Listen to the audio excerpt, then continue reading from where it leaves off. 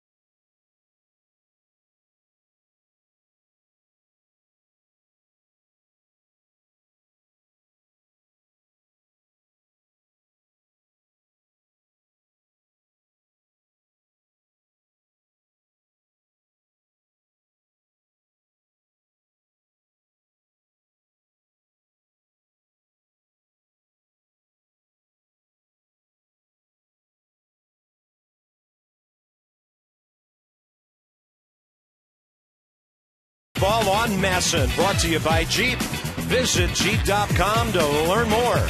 And by Denny's, America's Diner is always open. It's actually turned into a nice evening. The radar is clear. Hope you didn't stay away because of the weather. It is very comfortable at the ballpark tonight, and the Nats will take on the Cubs for the second time in 4 in this series. Visit Train.com for an independent train comfort specialist dealer near you. It's hard to stop a train. It is very muggy. Feels like it's nearly 90, but it's 83 degrees here at Nationals Park. Cubs are hitting .240. They're second from the bottom in batting average and in runs. Alfonso Soriano, 25 home runs, and maybe a little later, FP will tell you about pitches you should not throw to him if you want him to stay in the park. He's driven in 85, same number as Adam LaRoche on the year, and he's 5 for 21 against Edwin Jackson. That figures to be the key matchup of the night. As Jackson makes his 8th career start against the Cubs, he's 2-3 with a high 5.23 ERA over the years against Chicago.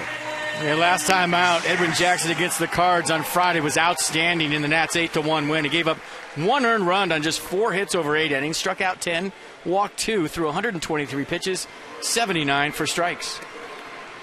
It's time for our Mazda defensive alignment behind Edwin Jackson. Tyler Moore getting the nod in left field tonight against the Cubs lefty. Worth in center, Morrison right. Bryce Harper getting the night off. Desmond and Zimmerman on the left side. Espinosa, LaRoche on the right side, and Jesus Flores doing the catch. And Mazda, engineered for the few who care about what they drive and the way it makes them feel, because if it's not worth driving, it's not worth building. No big deal, says Davey Johnson, that Bryce Harper's not in the lineup tonight, just getting a night off against a left-hander. So Jason Worth is in center, and Davey said that he will give Worth tomorrow night off. Although Jason's been known to talk his way into the lineup. We'll wait and see on that one, but he's anchoring the outfield between Tyler Moore and Michael Morse tonight. We'll take you inside the numbers with STG on the repertoire of Edwin Jackson. You see the fastball, 93.3 miles an hour.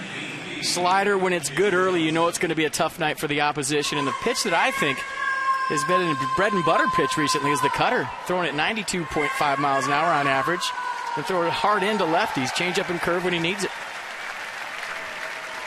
Mike Estabrook has the plate tonight. Larry Vanover, a veteran guy, has joined the crew.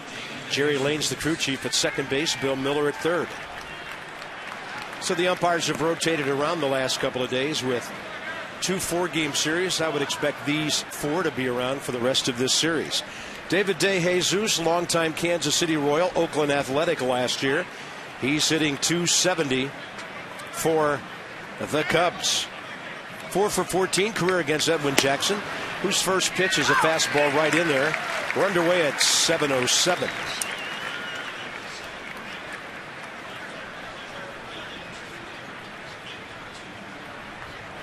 De Jesus, Luis Valbuena, and Anthony Rizzo for the Cubs here in the top of the first. Ball club hitting just .240. That one to the right side, sending Danny Espinosa to his left onto the outfield grass, and he was going to get rid of that in a hurry with a leadoff guy on the move. One of the smaller crowds of the year greeting the Nats tonight on the 4th of September. And Luis Valbuena, the third baseman, gets the assignment tonight.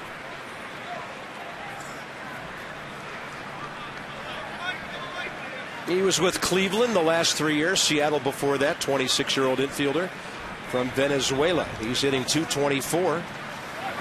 Cubs are taking a look at a lot of guys. They have 8 men on their bench. They called up another catcher today, Anthony Recker. They added 2 relievers to the right side of their bullpen.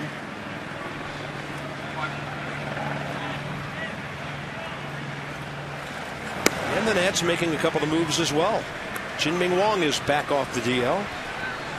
Zach Duke, Christian Garcia joining the team yesterday, and we welcomed Corey Brown back to the clubhouse this afternoon. Good to see him again. There's Jin-Ming, and a 1-1 coming, and that's off speed by Edwin, up and away, 2-1.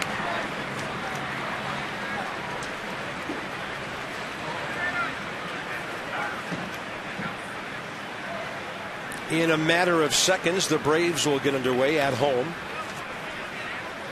Drew Pomeranz for Colorado. 12-7, Tommy Hanson for Atlanta. That ball hit high in the air to deep center. Worth watching it. He's under it. He'll grab it about 390 feet away.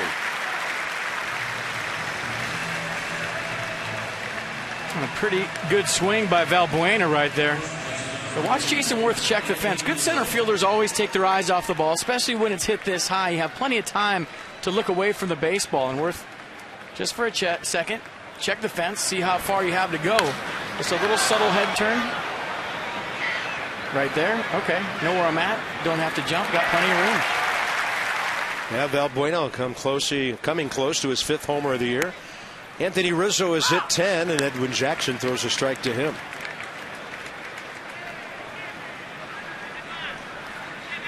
Rizzo's last at bat was a hit yesterday. Pulled a base hit to right field. Scored the Cubs' only run in the 9th. And that one is scorched up the middle.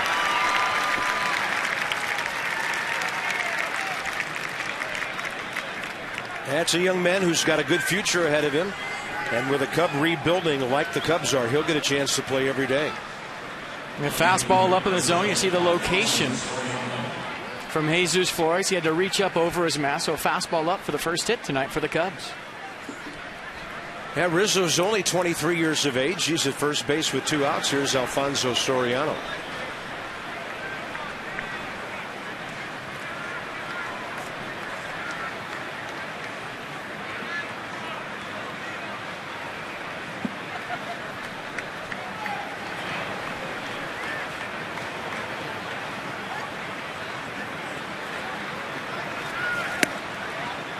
Oh, that's a strike call on the inside corner. And backup slider from Jackson. And 26th start of the year for Edwin. We always talk about, you can tell early what kind of night it's going to be with the first slider he throws. Last time out, the slider was dirty. Late break, straight down action. Had it for a punch-out pitch all night.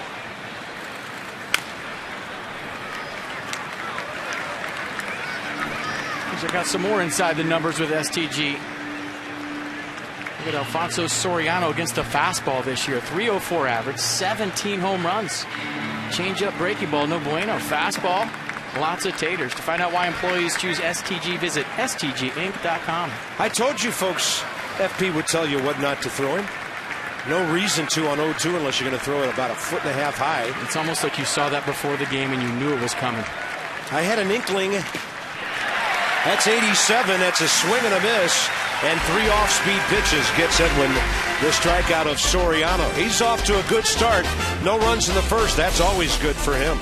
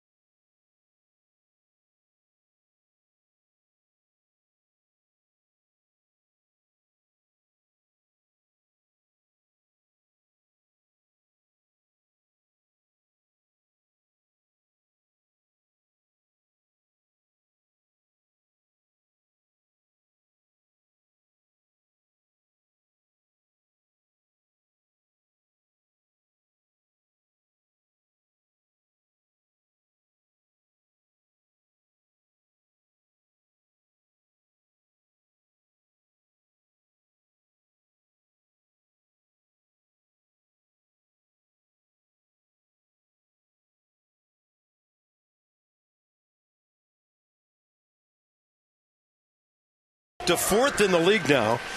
First time all year the team batting average has made it up to that 260 mark. They're 7th in runs, 4th in home runs, and Ian Desmond likes the Cubbies. 7 for 17. Yesterday he was batting 6th. He had hits in his 2nd and 3rd at bats on the way to a 2 for 4. None of the Nationals have ever seen Chris Russin before. 6'2", 195, a 25-year-old rookie. At FP, you look at the numbers he put up from his first major league start. Pretty impressive. Yeah, and at Milwaukee on August 21st, got the 5-2 loss. Gave up just 1 run on 1 hit over 5 innings. Struck out 4, walked 2, threw 76 pitches, 40 for strikes.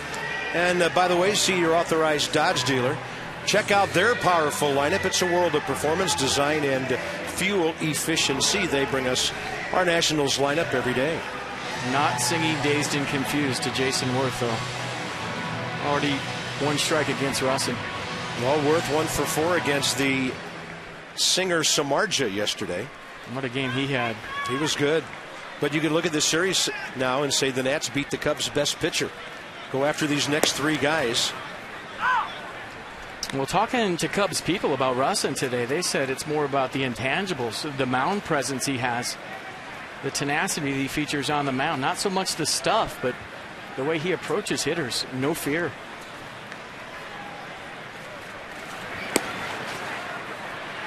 Ball comes out of the glove very early. He holds that pitching hand way back behind him. He was born in Detroit, lives in Canton, Michigan.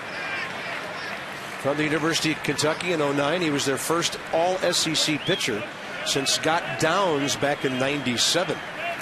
Got a little young Tom Glavine look going right there. Yes, he does.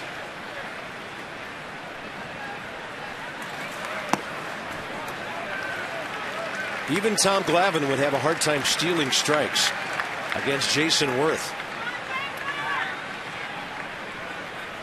Oh, he'd find a way.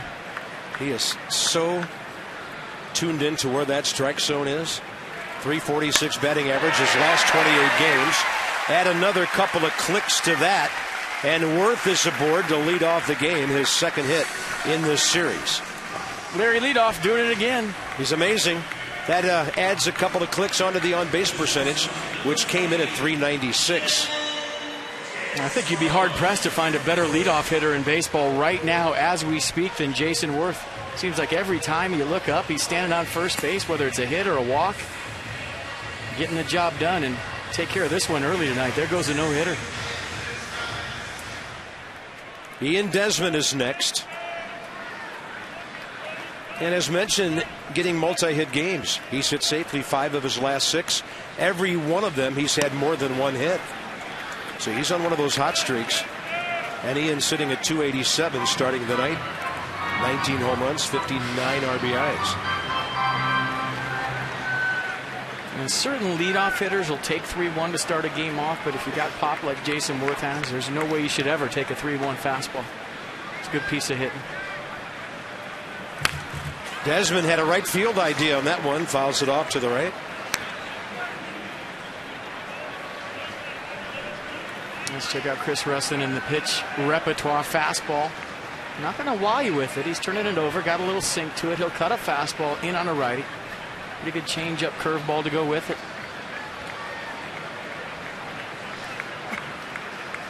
Russin from Russa?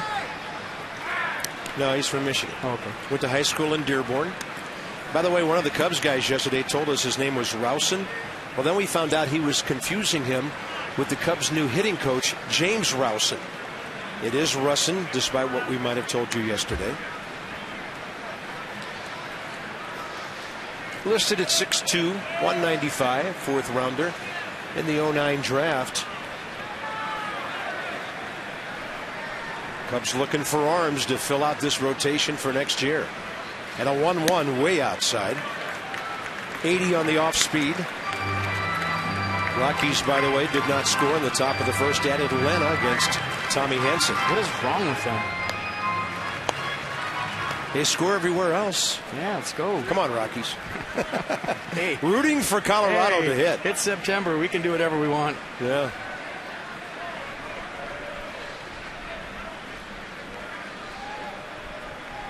Target away. Desmond hits this ball high in the air, right center. See you later. It's early, and it's 2-0. Number 20 for Ian Desmond.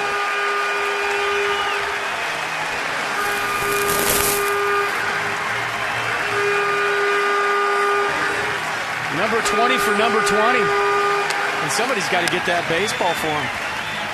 20th home run of the year for Ian Desmond. Obviously a career high. And when you saw Valbuena hit that fly ball to Jason Worth in the top of the first and how it carried, as soon as Desmond made contact with this, you knew it was a home run. There's my stat, 60 and 17 when scoring first. Best record in baseball. Ryan Zimmerman, the 3rd man to bat. Russin gives up a home run for the first time in the big leagues.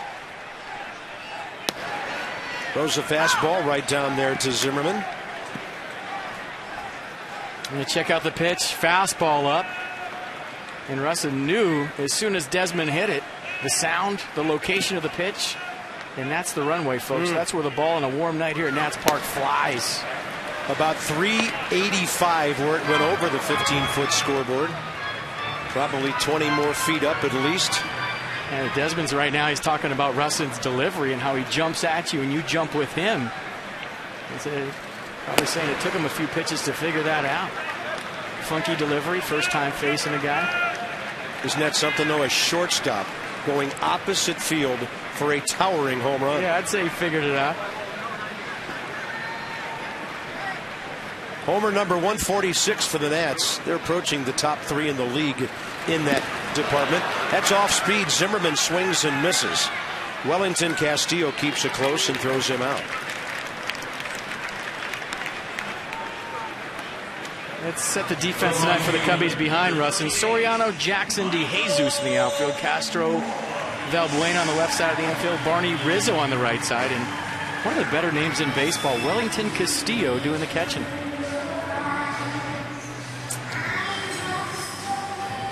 Yeah, I wonder what Chris Berman would do with that one.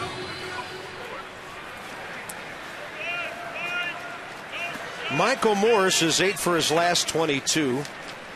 Hitting just under 290. That one's inside.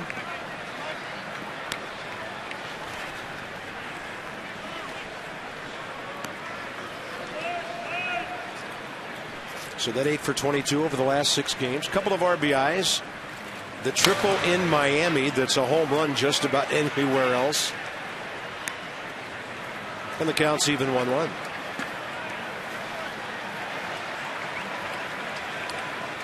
Well, it's always nice to put some runs on the board early. Let everybody at Turner Field see that. The Nats playing the Cubs while the Braves battle the Rockies. Washington 23-9 against the Central this year. Morse will drive that ball to right center. What a great looking swing that is. 3 of the 4 Nats have hit the ball hard. And Ryan Zimmerman took some comfortable swings, although he struck out. And right now, there's some comfortable batters in the batter's box for the Nationals. Look at the extension from the big guy right there. Throw me away, I'll take it that way. And like I always say, that's where 300 hitters live, the other way. Nice piece of hitting. Lefty-lefty matchup now for Adam LaRoche. Great note on him today. 4 active players have had 25 home runs with 4 different teams. Adrian Beltre, Jim Thome, and the man playing left field for the Cubs tonight, Alfonso Soriano. Adam has done it with the 06 Braves when he hit 32, the 08 Pirates when he hit 25, the 2010 Diamondbacks 25, and now that number for the Nats right here. Tied with Soriano for RBI, 7th in the league at 85. No trouble taking that one, 2-0. He'll be flirting with 200 home runs sometime early next season. You don't think he's got 11 in him? Sure. How many rookie pitchers the Nats going to be facing this month? Yeah. That ball is scorched and foul.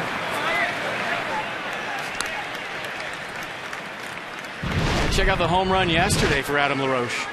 25th of the year. Fastball up and in from Samardzija. Maybe the only mistake he made all day. You see the location up in the zone.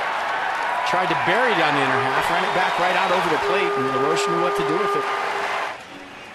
Sweet shades, by the way. You see those? Yeah, parked it in the second level out there. Now LaRoche on a ball that's going to hit the grass. And going to third base is Michael Morse. And they're going to get him. Alfonso Soriano with his 10th outfield assist of the year guns out Morse for the second out of the inning at third base. 7-5 on the base hit and the putout. I was talking to Bob Brenly, the analyst for the Cubs, before the game, and he said Alfonso Soriano might be the most improved defensive player in baseball this year. No errors in left field. And Dave McKay, the first base coach for the Cubs, has been a big influence on Soriano, teaching him how to play left field. The guy that played second base the majority of his career makes a fine play right here. One hopper. Good gamble by Morse. Doesn't pay off. Soriano's throwing motion has always been an interesting one, and we saw that here because it was with the Nationals he became an outfielder after playing second base with the Yankees and also in Japan. And he had double-figure assists for the Nats over at RFK Stadium back in 06. And that's a good read by Morse. You see it's going to drop. You put your head down even though there's one out. He didn't hesitate a bit. The ball was taking Soriano away from the play, so he knew that he had to spin and throw to third. It was just a perfect throw right on the money. But even with that sidearm motion of his, he still finds a way to throw out guys at third base. We saw him as an ad throw out a bunch of guys on one hoppers to the plate. He's never had a great defensive reputation, but you have to consider a guy for a Gold Glove who has no errors and 10 assists on the year. I would think he's got to be in the conversation. Espinosa waves at a 2-0 changeup that was not a strike. Yeah, see, I would say no, respectfully, because it's not always about the errors you make. I mean, he's playing a solid left field. I think it just makes him a very serviceable outfielder all of a sudden, and maybe attractive to another team. And on his behalf, Wrigley Field's not an easy place a couple of months out of the year to play left field or any outfield position. The wind, the sun, cold temperatures early. Nats were their first weekend of the season. What do we see? 2 or 3 home runs taken away from Zimmerman in that series. Another guys, because of the crazy swirling winds there. I still think that's the best ball that Ryan has hit all season long. Yeah. Turn into a can of corn. LaRoche barely with a lead at first. Russin stepping off. Count to Espinoza 2-1. The Nats have had 4 for 5 so far.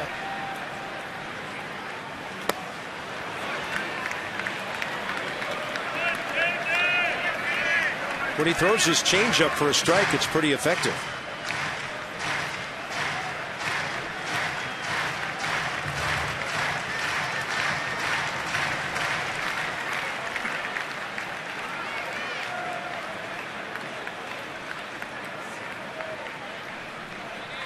Target is in on 2-2. In fact, that was interesting. Castillo set up the target so far inside, Mike Estabrook had to just about step up straight to get out of the catcher's way. In fact, the catcher might have gone to his left and back a little bit. Runner will be moving. Tyler Moore on deck. Adam LaRoche at first on a 3-2 count with 2 outs. Espinoza 8 for his last 18, looking for RBI number 50. See, even these hacks with 2 strikes, albeit a 3-2 counter, very comfortable.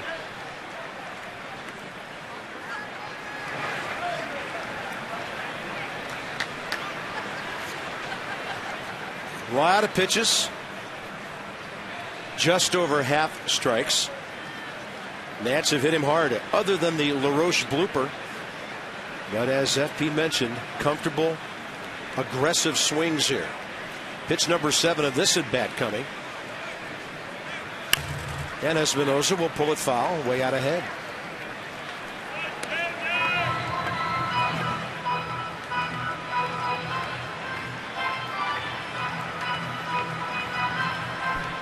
Braves didn't score, bottom of the first. Nats are 6.5 up on Atlanta.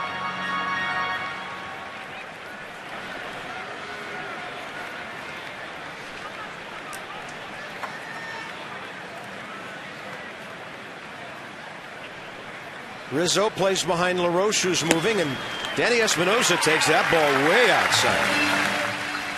So maybe building another 2-out rally here with Tyler Moore coming on. It's a good matchup for the Nationals right now. Tyler Moore, pretty comfy at the plate. We've seen some comfy swings. Looking for something up in the zone that he can drive here with 2 outs.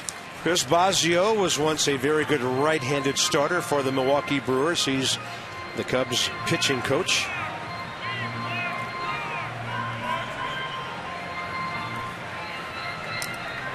Well, the starter has 28 pitches with 2 outs in the game. And the Cubs have 12 men in their bullpen.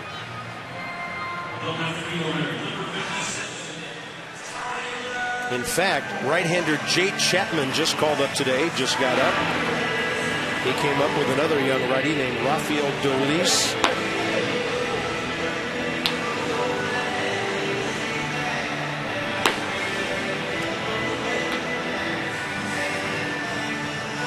Tyler Moore is hitting .282, 7 homers and 22 RBIs.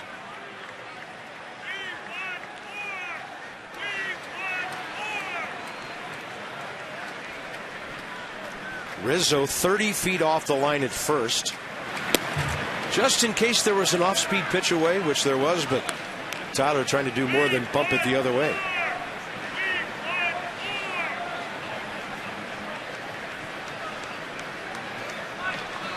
So playing him to pull on the infield, but the outfield pretty much straight away.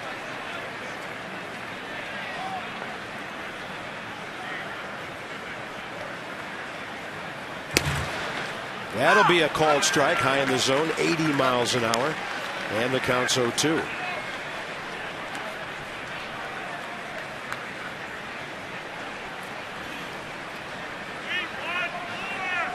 We've been impressed with some of Tyler's hitting this year while behind in the count. He looks to pull early. And stays inside the ball, shortens up, and tries to go the other way late. That one got in on him. Popped up into the twilight for Starlin Castro. Makes the grab, the Nats, despite 4 hits and a walk, will settle for 2 runs on a towering drive the other way. And Ian Desmond, the first shortstop in the history of the franchise to go 20 on the home run chart.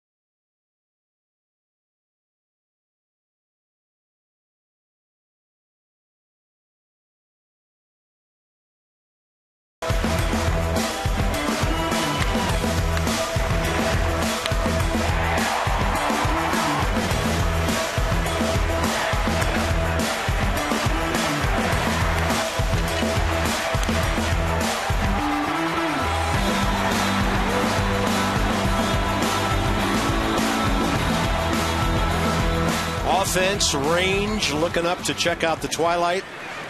And the 2 guys that at times I've referred to as Desmanosa playing beautifully up the middle for the Nats this year.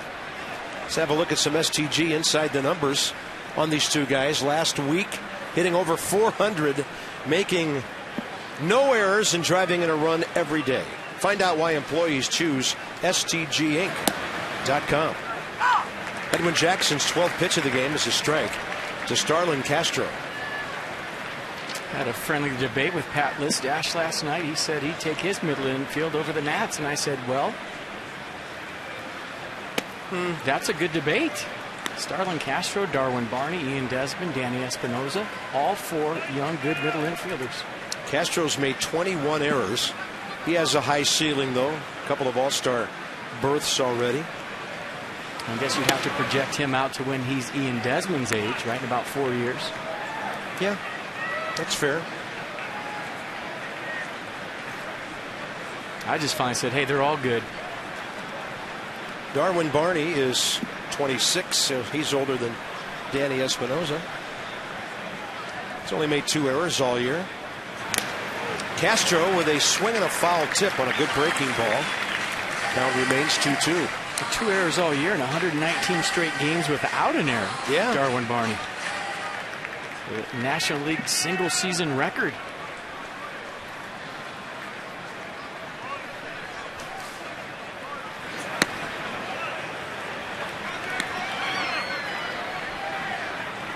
How close was the 2-2 pitch? Check it out.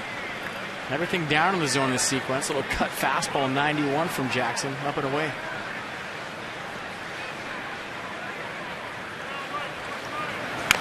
Castro severely jammed and fouls it.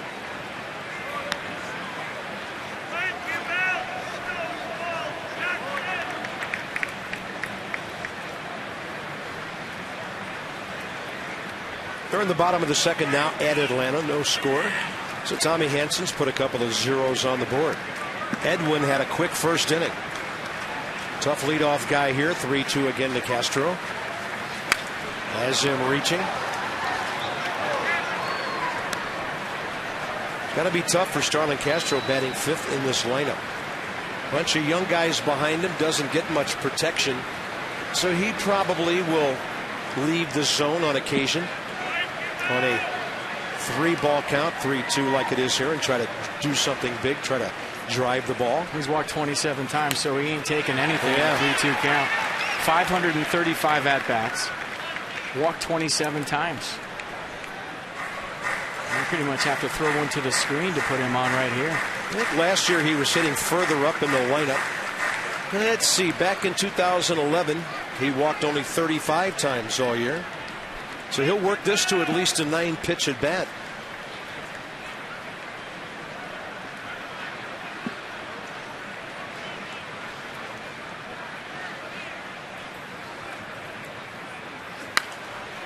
Good battle. He swung at ball 4 twice already. Yeah. He likes the ball up. He's looking for it out there. But he is definitely in swing mode right now. Not looking for a walk.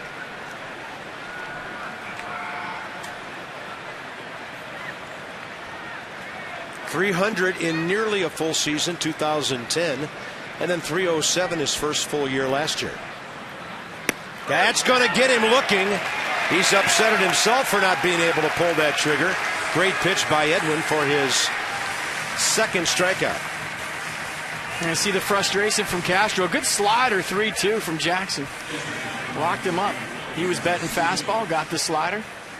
Strike 3 looking. Thanks for coming. Good battle won by Jackson. Here's the 25-year-old catcher, Wellington Castillo.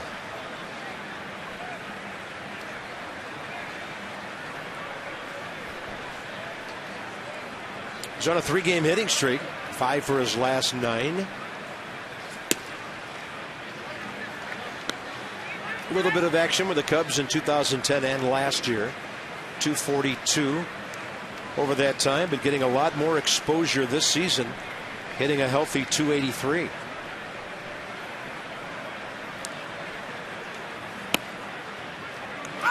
That's on the inside corner, front door, 1-2.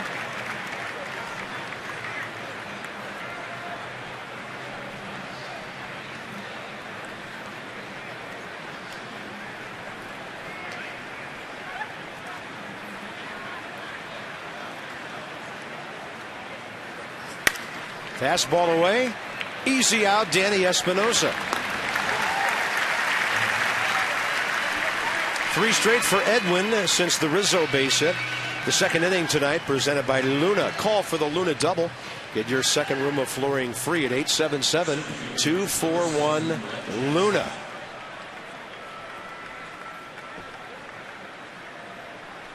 Here's young prospect Brett Jackson. 24 years of age, out of Berkeley. Hit 15 homers at AAA Iowa this year. Got the call. He was a first rounder just 3 years ago, 9th player taken overall. I said he's been making adjustments at the plate, hitting just 188. But if you look at his at bats, 85 at bats, 43 strikeouts.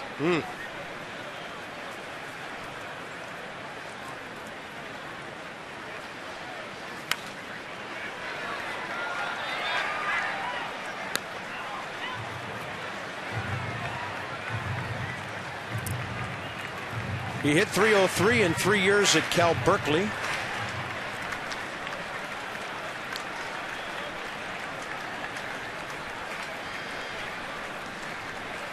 Can't strike out half the time at this level. He'll make some contact there and pop it up. Desmond way out there, but Tyler Moore says, hey, I'm here. How about that ground? Ian Desmond covered on a routine outfield play. These guys are hustling.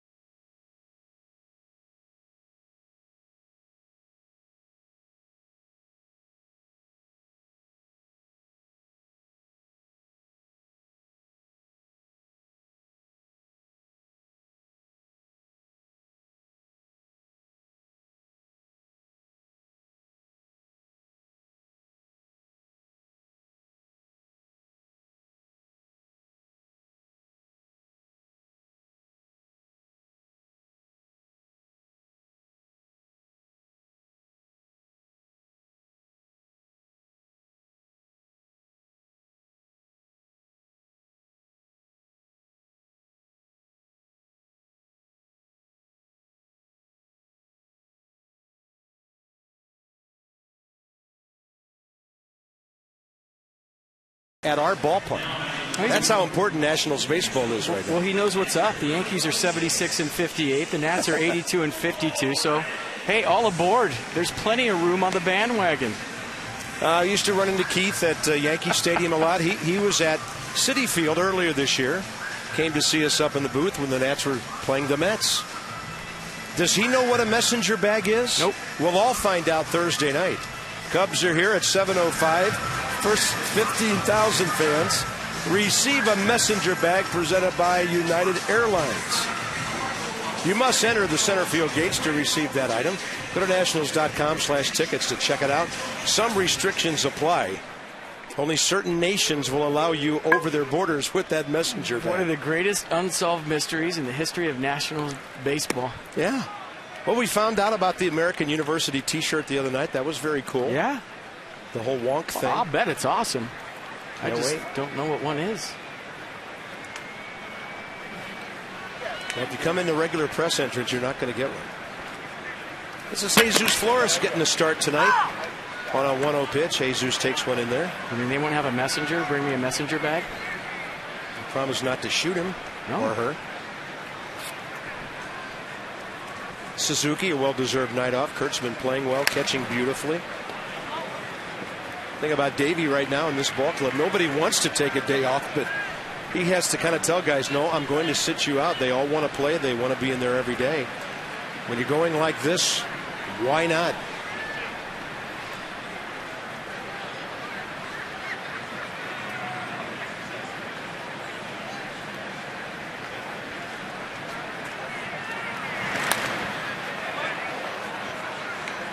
One ball and 2 strikes. Flores, Jackson, and Worth. Bottom of the second, and the Nats made the rookie Chris Russin throw 31 pitches in the first inning.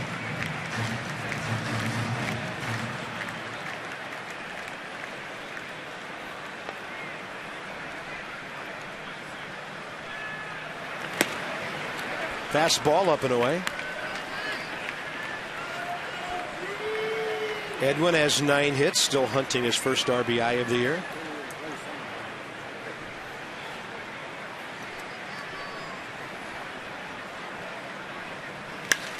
That ball pretty well hit by Jesus Flores. Deep left center, and it is gone to the red seats where the big guys hit him. Number 5 for Jesus. The Nats lead 3-0. And somewhere, Wilson Ramos is smiling. That's his hood right there. The red seats, and Jesus Flores just hit a big-time bomb, his 5th of the year. That is so great. Everything he's had to put up with this year just banged up. He's now hit 2 homers since the 21st of August. Got that one against the Braves and Paul Mahalem. Nats on top by 3. Here's Edwin Jackson. Strike 1 to him. I'm going to check out the homer one more time. I mean, he did a nice job of digging that cutter out. He had the sound, short, compact swing. Ball's flying tonight. Edwin Jackson hits one hard to left center. Might only be a phone call away getting that Cub bullpen geared up again. And listen to this. The first time through the lineup, the Nats go 6 for 9 with a walk. 6 for 9 with a walk and 2 taters. Ian Desmond is 20th of the year. Jesus Flores is 5th of the year. And actually 6 for 8 with that walk. That's a great shot right there. Nice. That's such a good young man. We pull for him. A lot of folks have been down on Jesus, but I don't think anybody who really thinks about this 2012 season can think about Ramos getting hurt, those rookie catchers in and out of here. And in many ways, Jesus Flores has been a glue guy for this team, holding things together. Not always getting his hits, not always throwing out runners, but he's been out there almost every day until Suzuki arrived and Jay Chapman's up again. Everybody in that clubhouse knows how valuable Jesus Flores is. And that's all that matters. It doesn't matter what anybody else thinks except your teammates, and they know that he goes out there every time he starts and treats it like it's the last game he'll ever play. Does a great job of putting down the right fingers. We've seen him block baseballs all season long, take 1 million foul balls off every part of his body. So the human bruise played hard all season long, and it's nice to see him with a tater. Worth will hook one left field corner. That'll rattle around. Edwin Jackson's going to come around and be held by Bo Porter. And with nobody out, you don't want your pitcher sliding into some shin guards. Second and third, and Jason Worth is 2 for 2. Absolutely shocking that Larry Leadoff is on base again.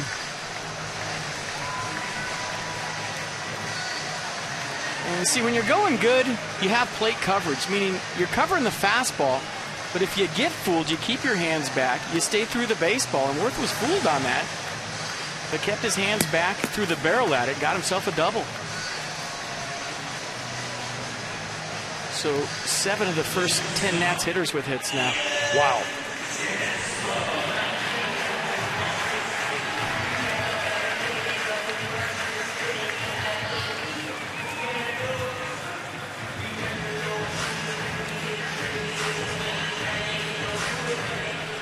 Ian Desmond, 2-run homer, right center first time.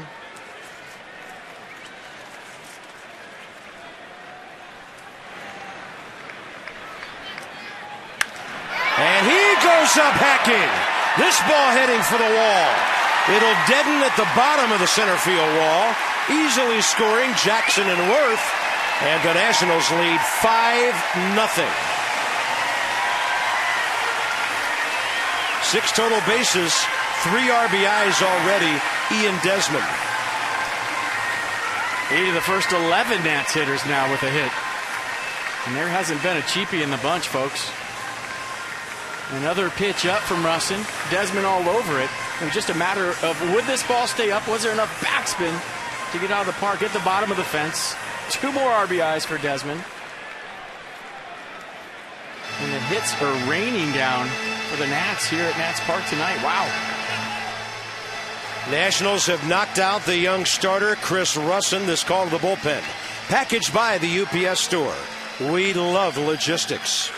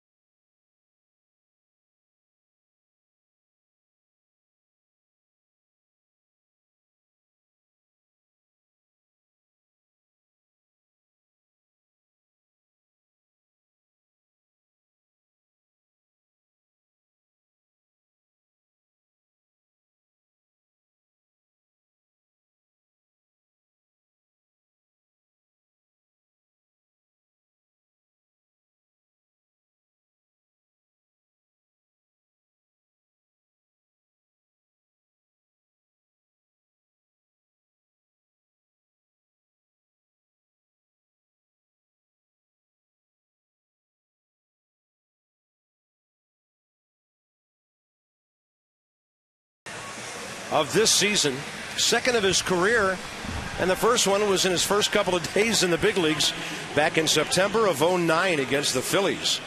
September 10th of 2009. So now the Nats will face a young pitcher, 25-year-old Jay Chapman, making his major league debut. Acquired by the Cubs from Atlanta in the Paul Maholm Reed Johnson deal. You see his minor league numbers right there. 50 games, 4.02 ERA, 7 saves. Jay Chapman is from Panama City, Florida. He was drafted in the 16th round by Atlanta back in 2006. part of their organization for nearly 7 years. He faces Ryan Zimmerman, who struck out swinging first time up. Desmond's at second base. Still nobody out here in the bottom of the second, as the Nats knocked out Russin on 8 hits while he got 3 outs. 1 walk, 1 strikeout, 43 pitches, 2 home runs.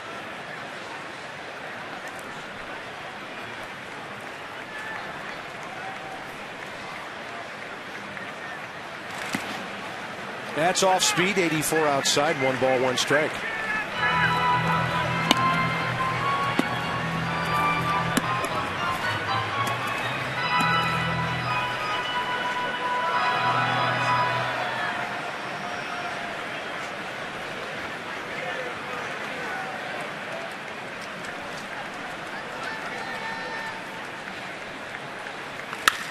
Zimmerman cranks one to left. Hits it so hard it carries to Soriano, and Desmond stays home to get back. Ryan absolutely crushing that ball. 1 out. It's funny at the major league level. You check a baseball every single time it hits the dirt when a pitcher throws it, but you never check it when a ball's hit this hard. And a perfect swing right there by Ryan Zimmerman. I mean, if you froze that on contact, it doesn't get any better with the head down, backside throw. Extension, just a missile to left. Yeah, I'm sure that ball doesn't have any dents in it. So here's Michael Morse, who rocketed a base hit to right center his first time. Couldn't stop his swing on a breaking ball.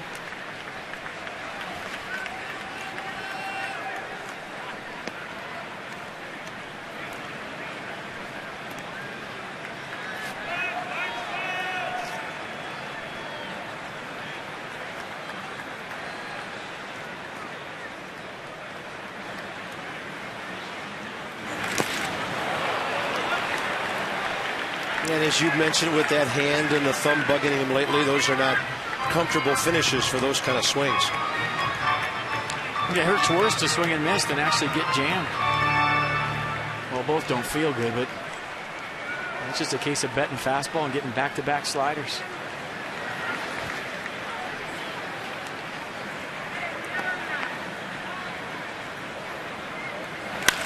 Morris gets jammed on that one, flies it to right. David DeJesus on the run. Sozi and Desmond.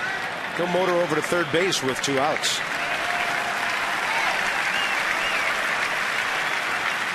RBI chance with 2 down for Adam LaRoche. Braves, by the way, did not score in the bottom of the second. No score. Rockies batting in the third at Turner Field. Adam tonight dumped a single into left center. Michael Morse was on first base, made a good read that the ball was going to drop. Then as he tried to go to third, Alfonso Soriano turned around, threw him out.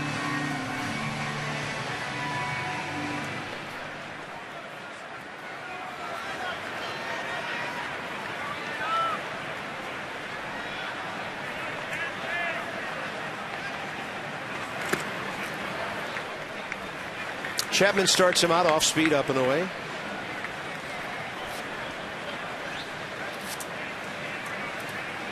No, there you see why they pretty much put a shift on when this guy bats. Yeah, he likes it up the middle, but he really likes to pull. That's outside, 2-0. Morse got back-to-back sliders from Chapman, and LaRoche has gotten back-to-back changeups.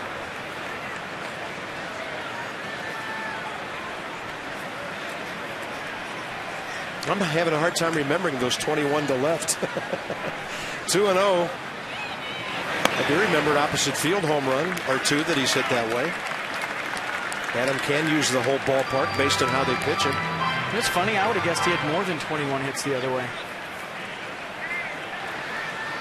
I feel like he's gotten a number of them to left field against the shift. Maybe they're just magnified because everybody's on the right side of the infield.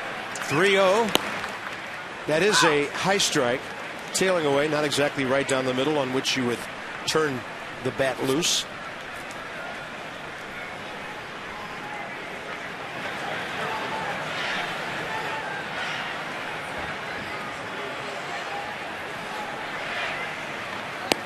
That'll be outside. Adam LaRoche reaching.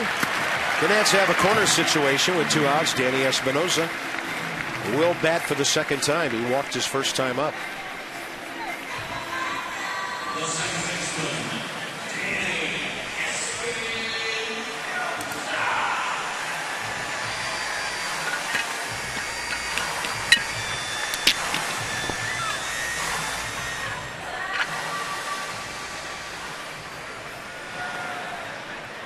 Bottom of the second inning, the Nats have out-hit the Cubs 8-1 and lead 5-0.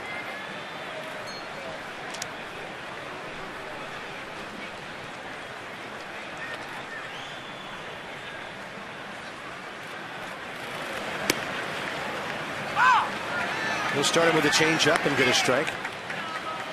So far from Chapman, fastball, slider to righties, fastball, change-up to lefties. Slider in the low 80s, changeup in the low 80s, fastball 90-91.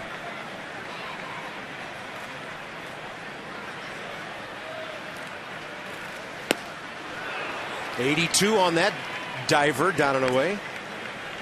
0-2.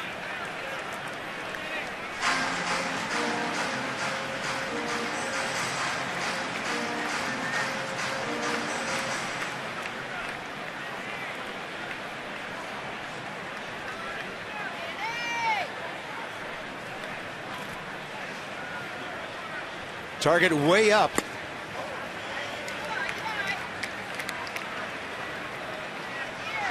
Well, that's just a show-me fastball, and if a hitter I see that, I'm thinking off-speed. You go back-to-back heaters right now, you got me. Tough to guess off-speed in 2-strike count, especially when a guy throws a 90-mile-an-hour fastball. But you know, why would you throw that up there to get to an off-speed pitch, either the changeup or the slider?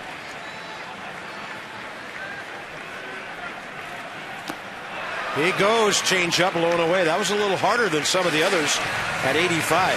Jesus Flores got this inning started with a leadoff home run, his 5th of the year. Jackson, Worth get hits. Desmond drives in a couple. It's the Nats, and Jesus up 5-0.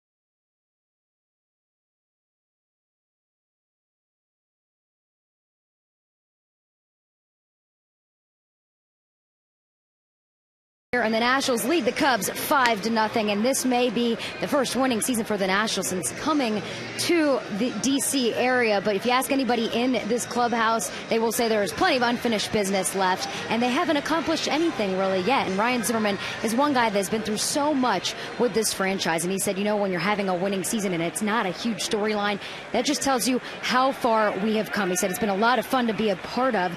And he said the franchise has really come such a long way. It's been through the process. It's done the things the right way. It's been a struggle at times and frustrating, but it's good to know that we're going to be set for years to come. That's a great thought. Darwin Barney leads off, and this is not the time of the year when you're going to bring in a reliever when you're down 5-0 and let him pitch 3 or 4 innings. They're going to pinch hit for Jay Chapman next. That was our AFCIA sideline report. Visit AFCIA.org. The Association for IT Pros. There's Tony Campana, who can fly. See, that's not what I heard. I heard that every guy in that clubhouse is happy that it's a winning season. They're good enough with that. What clubhouse were you There in? was champagne flowing for the 82nd win yesterday. They were partying like it was 1999. Well, they're a bunch of princes down there. You know what? One of the Cubs guys asked me today before the game, what is the best thing that Mike Rizzo has done as general manager for the Washington Nationals? And I thought about that for a second. Yeah, you could say Davey Johnson, right? You could say Gio Gonzalez trade, yeah. Edwin Jackson. But I think when you sit down and look at the best thing he's done is build a strong minor league system with scouting and development, because that keeps you good for a long time. Michael Morris on his horse to reach that one. And I think along with that, FP, the character guys they brought in from outside the organization has made a huge difference.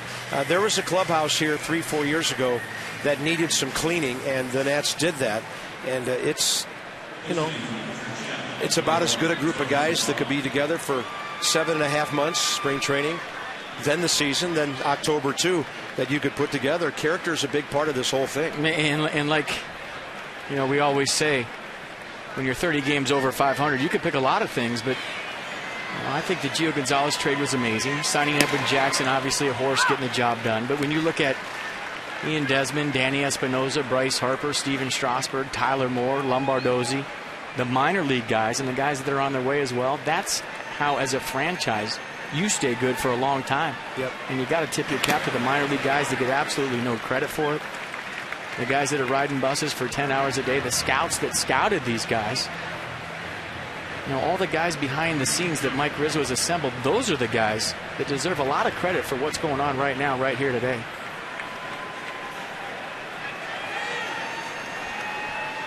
Russ Detwiler smiling more than we've ever seen him. Steven Strasburg smiling more than ever. The Gio effect, we call it. This is Tony Campana, 26-year-old rookie outfielder from Kettering, Ohio, who is batting for the pitcher. So the Cubs, when they take the field for the bottom of the third, will be using their third pitcher of the night. Counts 1-2 on that foul ball. That is Blake Parker.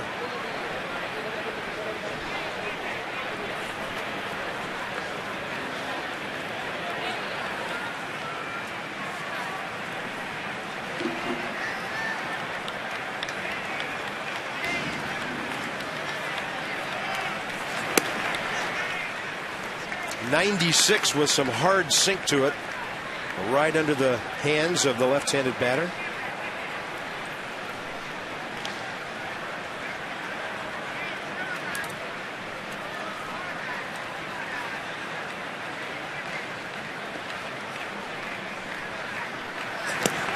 Look at that, 95 moving down and away.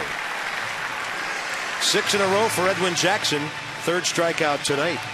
Last time out, Edwin Jackson got a lead. He knew absolutely positively what to do with it. Just pound the strike zone, execute your game plan, keep the ball down, try to make them put the ball in play. Got the strikeout right there. It's been down the zone all night. Nice job. Discover Kia's full lineup of high-quality, stylish, and dependable vehicles. To learn more, visit kia.com. Steven Strasburg, 10 consecutive starts this season with more strikeouts than innings. And, of course, Max Scherzer and Edwin Jackson, their streaks are still alive. So the Cubs go 1 for 9, 3 strikeouts. First time around the order with a harmless single by Anthony Rizzo.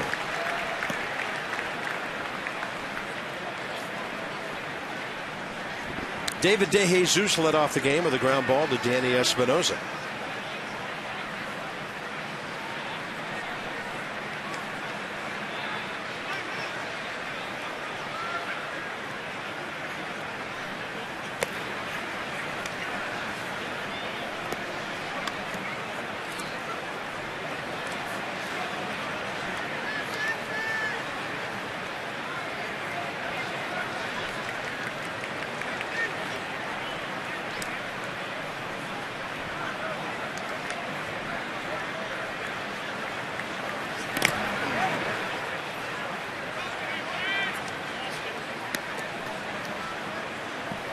He was fabulous against St. Louis in the first game of the homestand on Thursday night. Got that weekend off to such a great start, coming off of Ross Detweiler and the bullpen's strong outing in Miami the night before.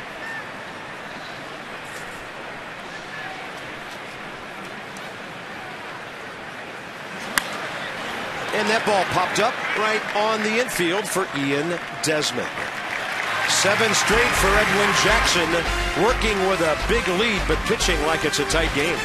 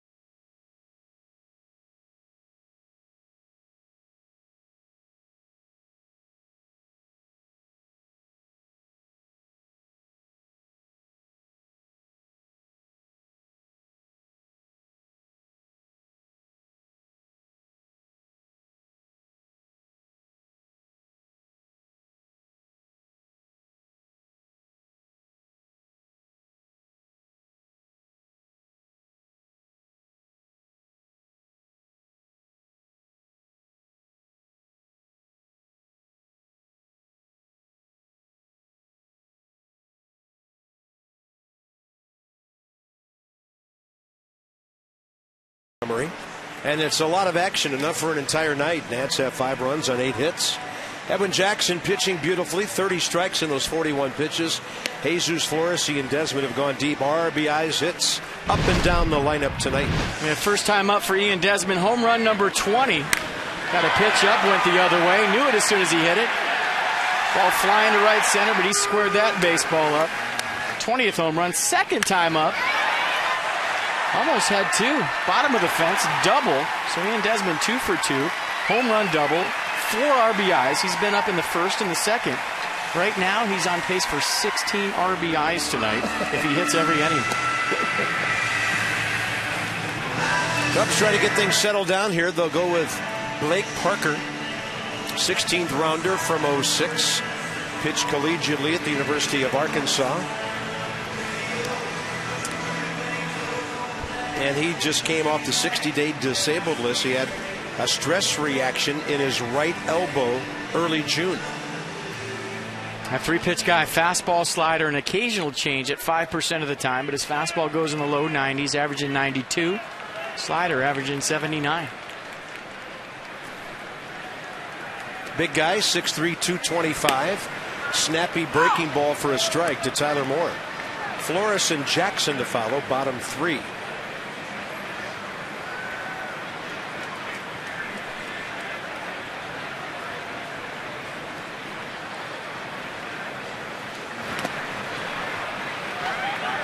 Quickly 0-2 and a check swing.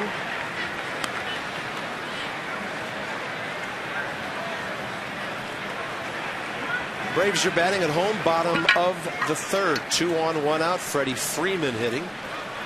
No score with the Rockies, even though Atlanta has 5 hits in that game already against Drew Pomerantz of Colorado.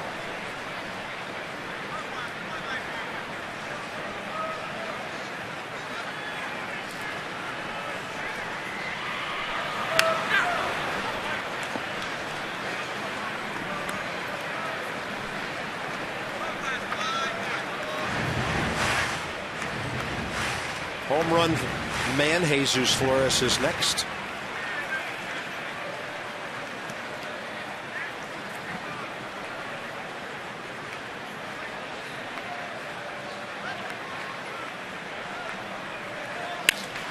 And that ball sharply hit to the third baseman, Luis Valbuena. First out on the stretch by Anthony Rizzo. Well, you called him Red Seats Ramos when he was playing here, and his buddy just went the same way. Yeah, a little tribute home run right here from Jesus Flores. That's where the big boys go, left center field. 5th home run of the year. A little point to some family and friends up in the stands. Why not? Smiles everywhere. That made it 3-0. Nats would add 2 more, and every time they hit a home run, 2 more tonight.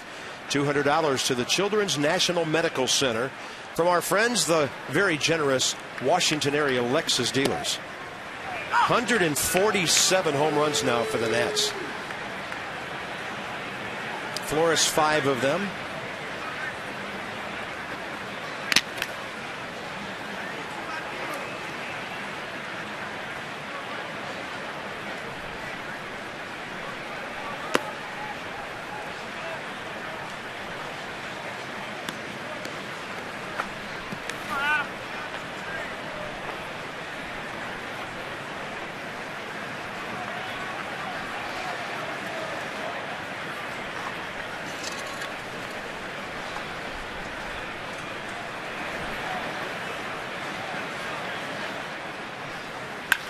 That breaking ball was hanging a bit, right on the line. Valbuena, strong throw, 2 outs. Nice play by Valbuena, going deep to his right backhand side. Check out the arm. Stand up tall, he knows he's got time. Showing off the hose, good throw. Where this season was going for the Nats, I thought that was going to hit the third base bag. Bounced right over it. Edwin Jackson, the hitter, he singled hard after the Flores homer last inning. Worth then doubled. That set up the 2-run 2-bagger by Ian Desmond. That ball must have been pretty lively. That was a late reaction by Wellington Castillo.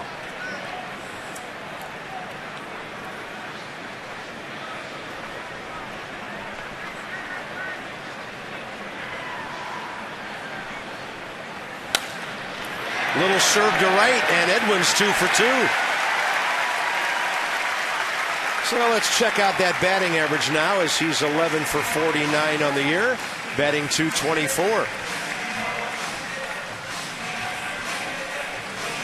There are some good sticks on this staff. If you get a chance to come out to the park early, I don't know if the gates are open when the pitchers hit, but these guys work hard every single day, starting pitching. Hit every single day at home. And you can see the results. I think the best hitting staff in the big leagues by far. Nice a little reach out there off the end. A little duck snort to right. He'll take it.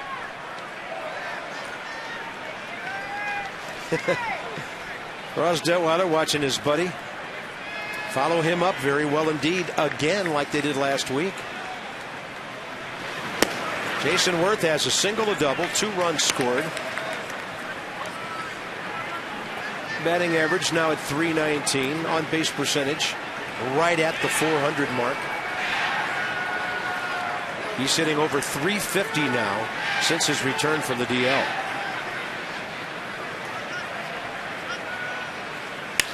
Waits for that one. Ran about 4 feet foul down into the corner. Almost identical to the one he hit last time.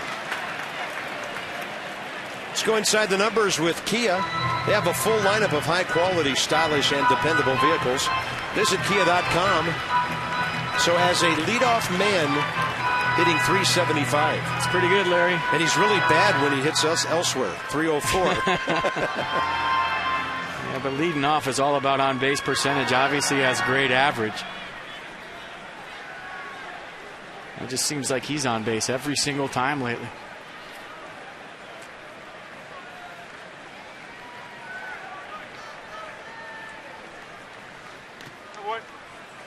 And a breaking ball blocked by Castillo.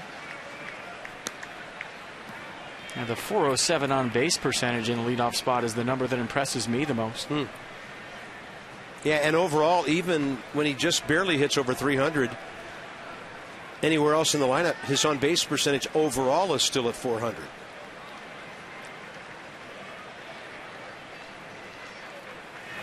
(2-1). That's a busted bat, right in on the trademark.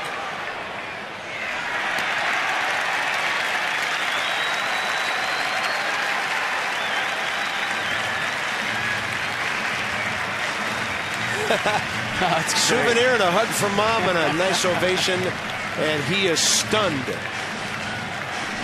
And fired up. That's great. Minnie Zim with a sweet play and a souvenir to take home. You know, at that age, that takes a lot of pressure off the rest of your life to get one of those early.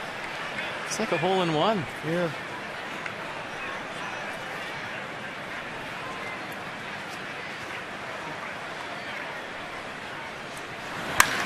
Look at this guy swing the bat. 3 for 3.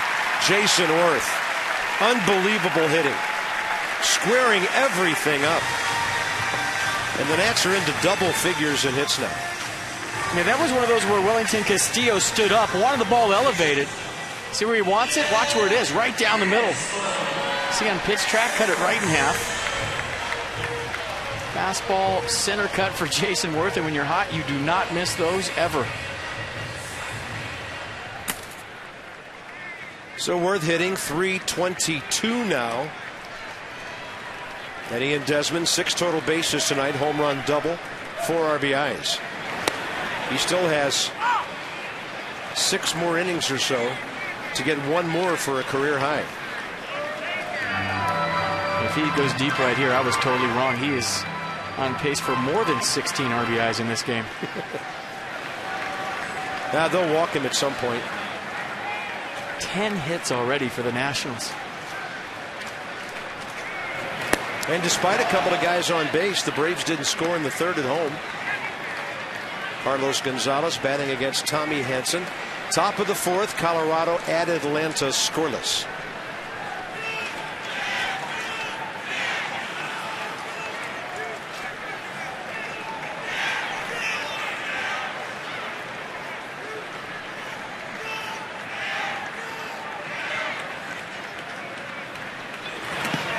Desmond, late reaction on that breaking ball. He'll be thrown out. Nats failed to score for the first time tonight. So on to the middle innings. It's 5-0 Washington.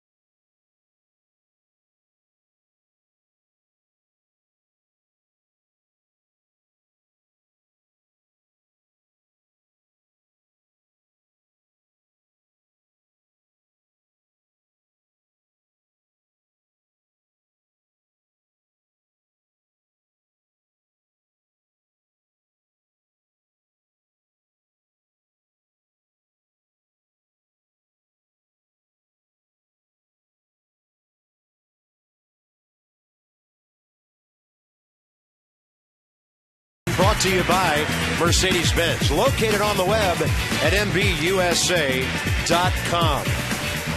Nothing like a ride down the GW Parkway or the Potomac at night. Lincoln Memorial, just a reach of the hand away. And the Washington Monument in a straight line right behind it. Just beautiful. Early September in our nation's capital. And if you want to be around for a lot of great action next year, place a deposit on a 2013 full season ticket plan. Receive postseason ticket purchase priority this year. Nationals.com/2013 or 202-675-NATS. This offer is good for 11 more days. Some restrictions apply. And of course, the Capitol. Had a chance to see the Martin Luther King Monument over the weekend for the first time. Fantastic. Right around the curve of the tidal basin from the FDR and the Jefferson. Another must-see in our beautiful capital here. And, of course, this ballpark all lit up at night. And the scoreboard looking good. How about this guy against St. Louis last time out? Yeah, great fastball slider combo. The slider was just ridiculous. And it was his punch-out pitch. When you talk about his outing, gave up just 4 hits, one unearned run, over 8 innings. Struck out 10, walked 2. Devastating stuff all night long last time out from Edwin Jackson. And we were wondering during that game with 123 pitches how he would bounce back tonight. And you're getting your answer right here, right now. Not a problem. Second time in 3 starts he had gone double-digit strikeouts. He fanned 11 Mets August 18th here. And then at Philadelphia, 8 Phillies in between. He'd be happy to pitch to contact and get quick outs the rest of the night. Not like he's labored at all in the first 3 innings, averaging just under 14 pitches per, 41 pitches, 30 strikes. Best hit ball of the night, this guy, Luis Valbuena, pinned Worth up against the center field wall. First time up. Jason won't be able to catch that one. Cubs have their second base hit.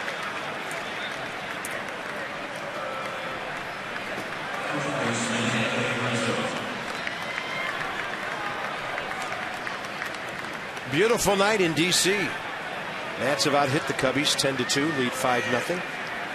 Anthony Rizzo is next, and he singled up the middle first time.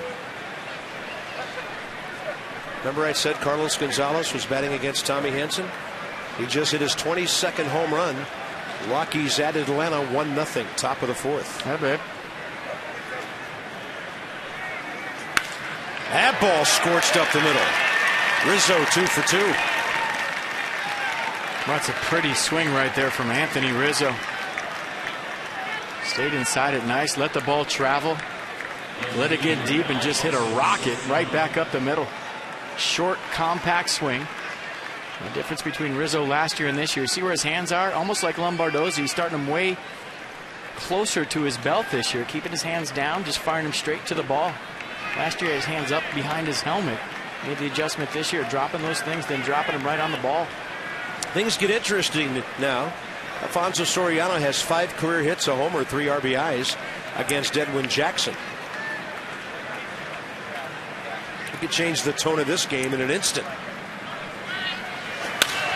But instead, it should be 2. Jackson throws it behind Desmond, who makes an athletic recovery and turns the 1-6-3. What a catch by Desmond. I mean, you're coming across the bag, the throw's behind you. It's got a little hair on it because he let it fly, and Desmond does a great job of catching this ball. A little comebacker. You talk to pitchers who are throwing uphill right there. It's not an easy feed. And I think Jerry Lane was talking to Ian Desmond about, did you get the bag? Desmond showed him that he kicked it at the end. And you see right there, right before he lets go of the ball, he kicks it with his back foot just to make sure. What a catch. Beautiful replay in the Exmo of uncoiling that sidearm throw. Here's Starlin Castro with a runner at third, 2 outs. After a long at bat of about a dozen pitches, Edwin locked him up on a breaking ball to strike him out looking 2 innings ago. There's Rafael Dolis called up today. Going to see a pitcher every inning? I think so. Johnny Allstaff tonight from the Cubs.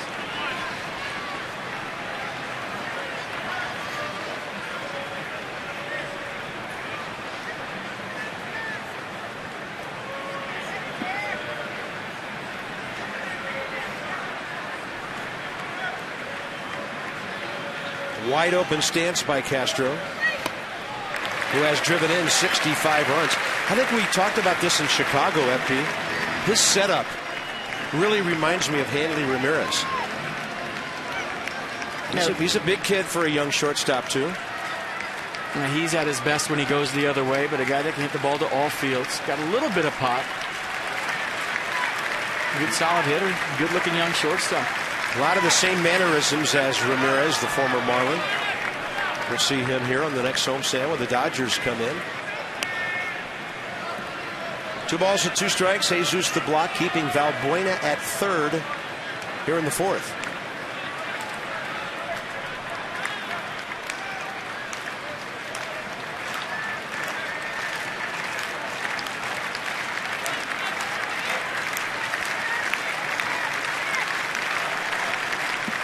Nats crowd clapping for the third out.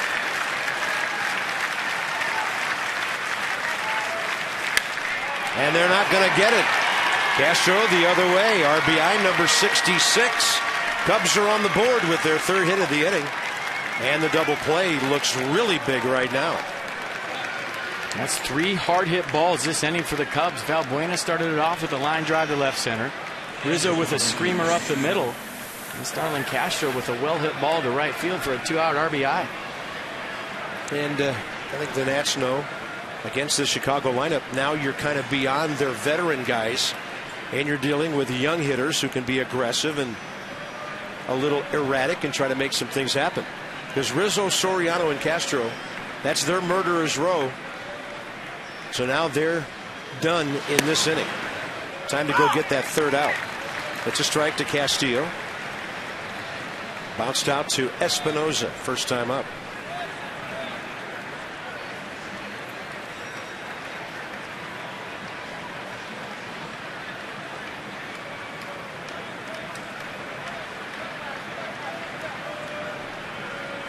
They've got him picked off. LaRoche runs him to second. Desmond tags him out.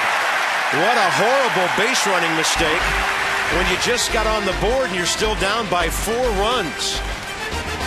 Edwin gave that little nod of the head, and Castro picked off. 1-3-6.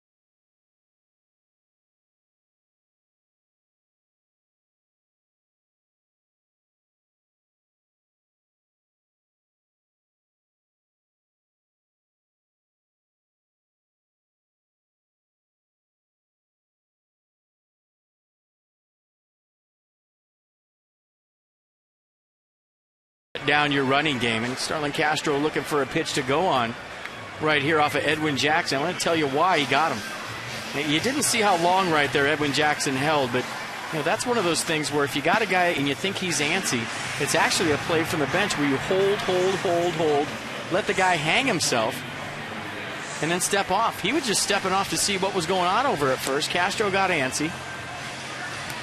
I've seen more guys picked off on that play than actual pickoff itself. If you sit there and hold the ball on the mound, base runners get jittery, they get antsy, they're trying to time you up, and if they think you got your tempo, it's a good chance to get him. It's a big play right there for Edwin Jackson. In an inning where he had given up some hard hit balls. So now another Chicago pitcher. This will be 24-year-old Rafael Dolis. Cubs signed him back in 2004. At the age of 16. 1 game for the big club last year, and this is his 3rd time around with the Cubs. He was actually on their opening day roster when the Nats were at Wrigley Field. Last year was fastball, slider, curve. This year he's ditched the curve and he's just fastball, slider, and he's got a good one.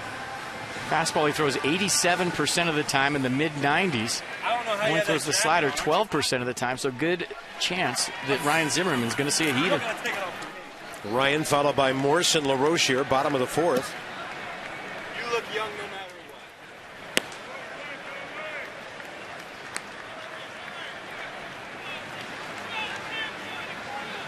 what. Braves did not score. Bottom of the fourth at home. Rockies lead 1-0. That game running a half inning ahead of us.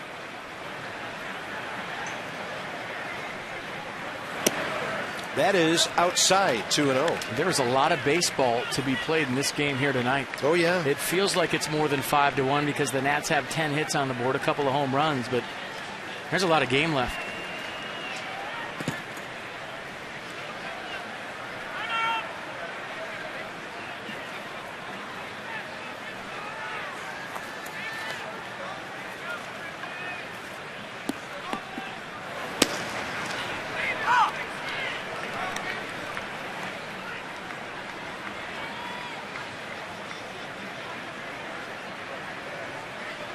Zimmerman, hard luck last time.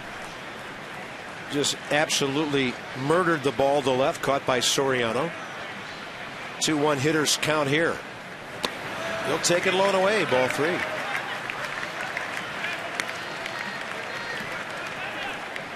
Michael Morse 1 for 2. Adam LaRoche behind him, on base twice.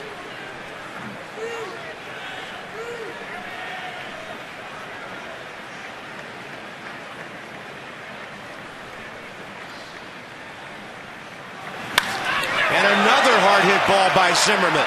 Deep center. This one right up against the wall and caught by Brett Jackson.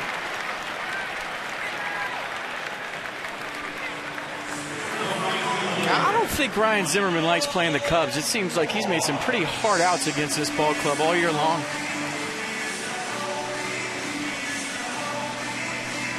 And this is where doing the game from 3,000 feet kind of deked me because I thought he got this. That's where the ball's carrying tonight, but that's a great shot, guys. Just a little bit down off the sweet spot, and that was the difference. Had a good sound, good swing. Just didn't have the carry because he hit it right around the label. Here's Michael Morse, who's gone the other way twice.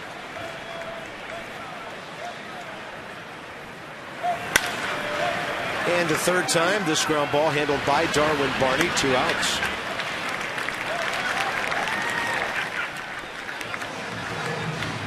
Adam LaRoche is next. Base hit and a walk, and Christina has more. Bob, Adam LaRoche talked this week about feeling pretty good at the plate. He's been working on some things with his swing. He said he tweaked a couple things in the cage, made some very minor adjustments. He said, I still go back and forth, but it feels pretty good. He's working on minor stuff to help out with timing, whether it's something small with the hands or his front foot. It all comes back to trying to find that timing for Adam LaRoche. He said, if I can get in a position to hit, that's all I can ask for. He's got a lot going on with his swing, he says, and if too much is going on, he gets off with his timing and he can go into a tailspin. So it's just about minor adjustments on a daily basis. You'd never know it watching him, would you? So relaxed. Look at him hit that ball hard to left center. That thing is out of here. Right into the bullpen. There's an opposite field hit. I like the adjustment, whatever it was, and the Nats lead 6-1. Christina right on cue. Nicely done. Get that foot down early. It's all about timing for LaRoche and getting that extension. And I thought that number of hits the other way was low, and maybe that's kind of a hit that goes into the center column, but that's the other way. And he's got opposite field pop. We've seen it all season long. Let that ball travel, foot down early. Hard to find a sweeter left-handed swing in baseball than Adam Cools. And they're still looking for the ball in the flowers out there. There's Drake, excuse me. Blake was just on the mound. Drake, Adam's son. And how about that? Dad, you're a stud.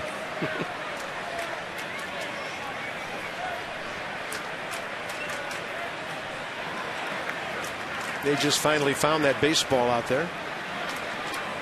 So that's number 26 for Adam LaRoche. RBI number 86. It's so cool. Jason Worth's 2 sons were out here today in their little mini Nats unis. Drake LaRoche was out here helping out the guys, Fungo and the infielders. It's just great to see the kids at the ballpark, and you just have a feeling it's the next generation. Every time you see those guys in uniforms, you're thinking, someday I'm going to watch them play on TV. Well, like dad and like grandfather, because Dave LaRoche, Adam's dad, was a big leaguer, a pitcher. Espinosa hitting this ball hard. He's going to dig into second base with a double. And Danny's on for the second time tonight. So just when the Cubs get on the board, and we talked about this on Friday and Sunday, answering with runs right after you've given something up. And just everybody in the lineup taking healthy hacks tonight. They have all season long, but talk about keep the line moving. I don't think there's been a game all season long where the Nats have kept the line moving like this with authority. And check out Danny Espinosa smelling a double right out of the gate. Right about here, he hits the afterburners, cruising into second with another double. And more good news from Atlanta. Jordan Pacheco of the Rockies just hit his 4th homer of the year. And now in the 5th inning, Colorado leads the Braves 2-0. Not bad. Tyler Moore, pop up to short, ground ball to third.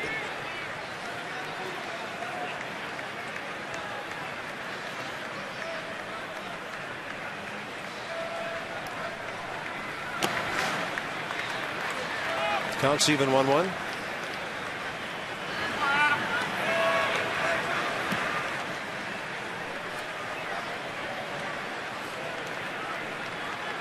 Boy, things are getting interesting in the American League East. Orioles are up 4-0 at Toronto, and the Yankees are trailing 3-2 at Tampa Bay. Baltimore's 1 game back. The Rays are 2.5 back. The Yankees just now getting Sabathia and A-Rod back. Would Masson explode if it was the O's Nats World Series? Would the whole station just blow up? It'd be 8-hour pregame shows. Every game would be Super Bowl Sunday around here. 2 balls and a strike to Tyler Moore. Stranger things have happened. Jinx.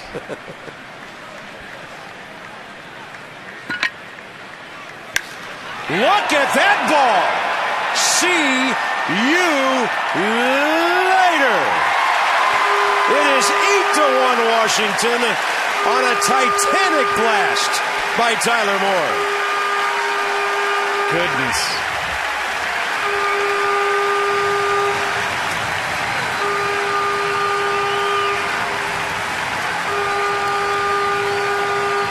The Nats have hit 4 out of the yard tonight.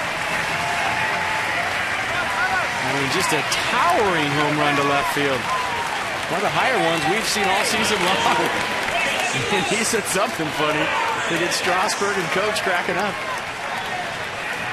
A little silent treatment. Yeah, they're high-fiving everybody else but him. Wow, good stuff.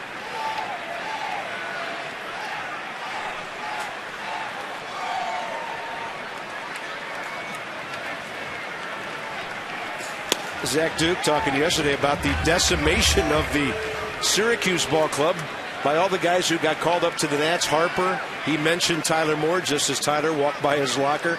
FP, that is what you call getting all of one right there. Yeah, I mean, I got nothing but goodness. Wow. 8-1 on 13 hits. But that Syracuse offense was pretty good until Bryce Harper came up. Tyler came up the next day, back at the end of April. Maybe the most anonymous call-up in the history of the ball club, a day after Harper. How about those guys? Getting the job done. The rookies this year for the Nats have been spectacular. Flores on a pitch up, foul tips it. I mean, you almost had to be at the ballpark to see how high that ball went off the bat of Tyler Moore. So those guys have combined for 23 home runs and 69 RBIs? I'll get them added together here. 45 plus 24, yeah. I mean, that was what they used to call in the old days a Ruthian clout, named after the Babe and the high fly balls he used to hit. And a breaking ball way outside, 2-2. And Tyler Moore's nickname is Country in the clubhouse, and that was some kind of country strong swing right there. Yeah, they heard that one back in Mississippi. Country with a big time tater.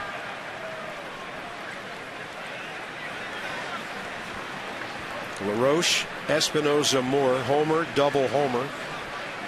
After 2 outs, by the way, here in the 4th. Those guys are not satisfied right there. They're thinking of ways to get more hits. They're talking about release point, what his stuff is doing, what the pitch I did,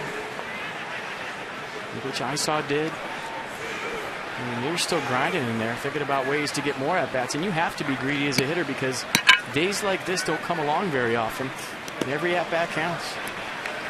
Every spot in the lineup with at least one hit except for Zimmerman. He's hit the ball extremely hard twice. Man.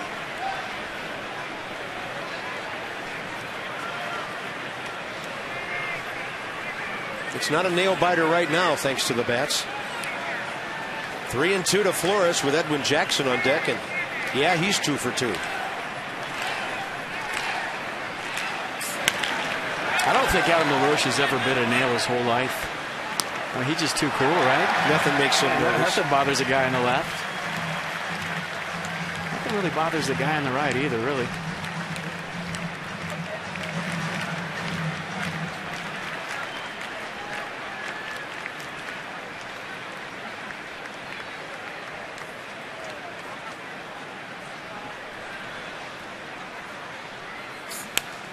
Jesus Flores taking big, healthy hacks.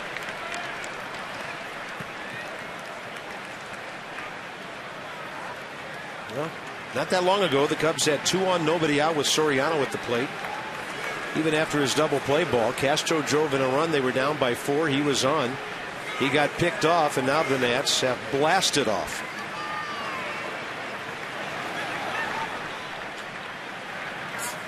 Flores locked up on a pitch down and in. Another big inning for the Nats. 2 in the first, 3 in the second, 3 more here in the third. Adam LaRoche goes left center into the flowers, and then Tyler Moore into the stratosphere. It had to come down eventually. The Nats are on top by 7.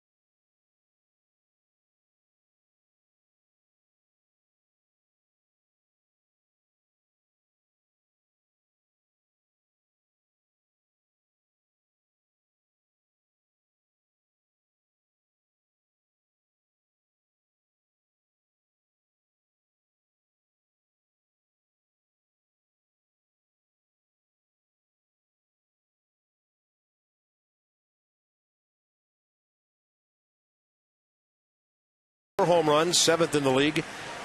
With almost a month left, they have 149. Adam LaRoche has 26 of those. Tyler Moore just hit his 8th. An amazing power display and overall hitting display by the Nationals tonight. Tomorrow night, Chris Volstad gets the assignment for the Cubs. The Nats have seen him a lot over the years with the Marlins. He takes on Gio, who's 17-7. Jordan Zimmerman and Justin Hermano, a right-hander, on Thursday night. Then the Marlins are in for the weekend. Make a note of the 1 o'clock day game on Saturday. Nets Extra before and after every game with Johnny and Ray here at the ballpark. Top of the 5th coming up. And an AT&T fact of the game. What you got? So they've hit 4 home runs in a game 3 times this season. 4th of July, August the 4th, and September the 4th. Now, wait a minute. 4 on 7-4, 8-4, and 9-4? Is there a game on 10-4? No. That would be the day off before the first playoff game. That's right. Darn it. The symmetry of this game never ceases to amaze me.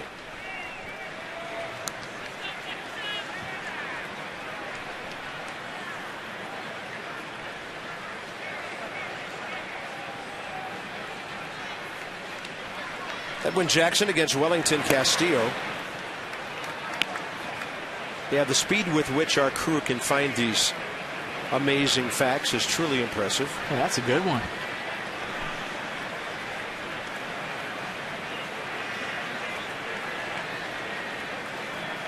Two balls and no strikes.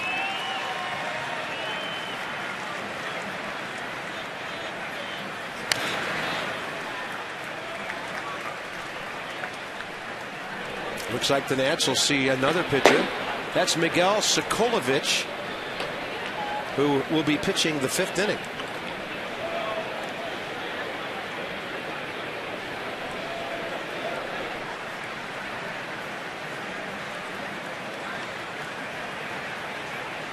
And a 2-1 pitch.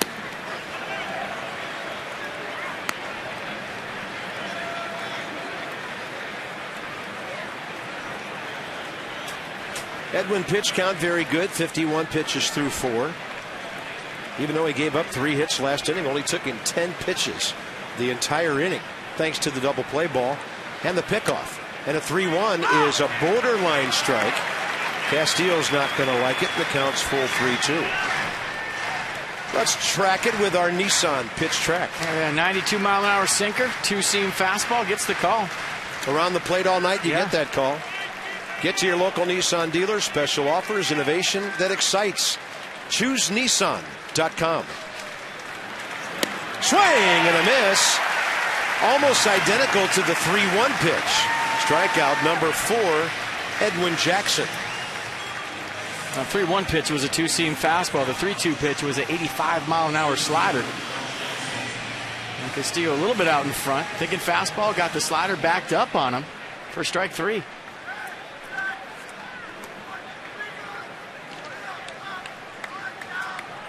Here's Brett Jackson, who flied to left first time.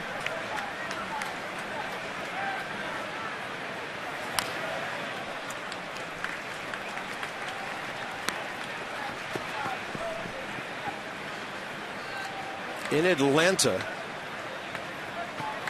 the Rockies are batting in the top of the 6th, leading the Braves 2-0.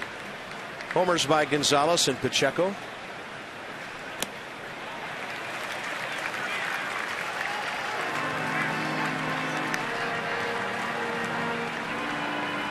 Nats by 6.5 in the East.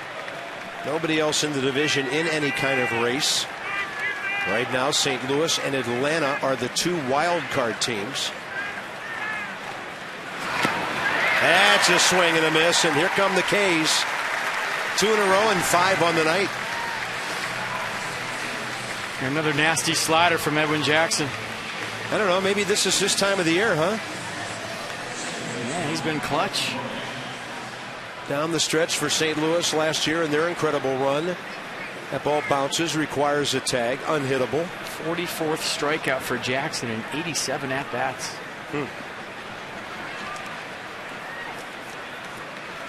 Here's Darwin Barney, who lined out hard to Michael Moore's first time up. Pitcher on deck.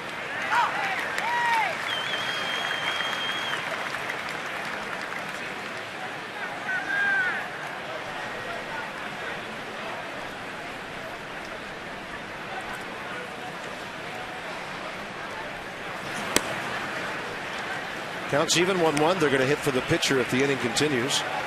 They're going to bring in a new pitcher anyway if it doesn't. Adrian Cardenas.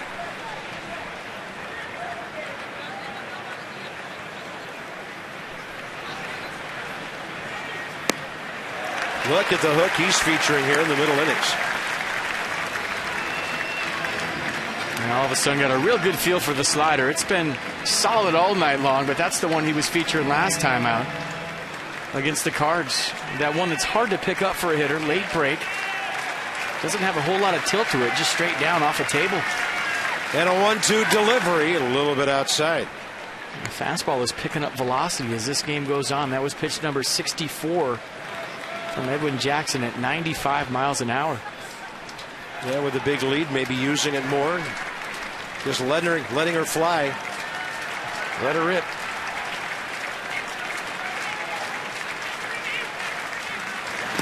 Breaking ball, good take by Barney.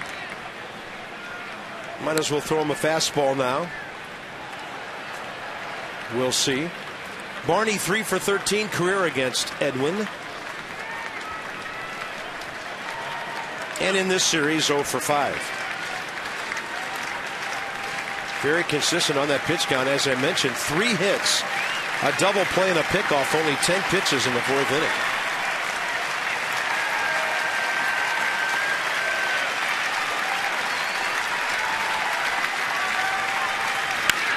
Says here it is with the fastball, and it was fouled.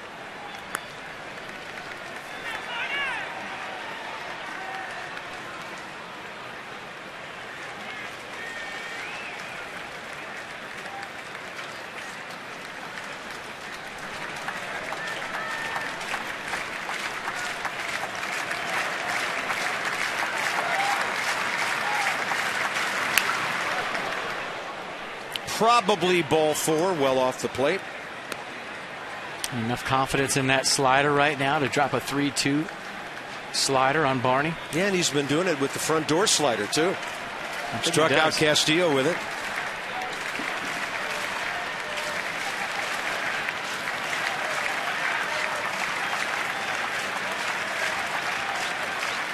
That might be so many shakes to get back to the original pitch, the fastball. Edwin Jackson will do that from time to time. Shake off the pitch that he wants when it's pushed down first to get the hitter off his heater and go right back to it. A 4th or 5th shake. Swing and a miss. Worked. On a 94 away. Strikes out the side. And is any team around hitting, pitching, or playing defense any better than your Nats right now? I don't think so.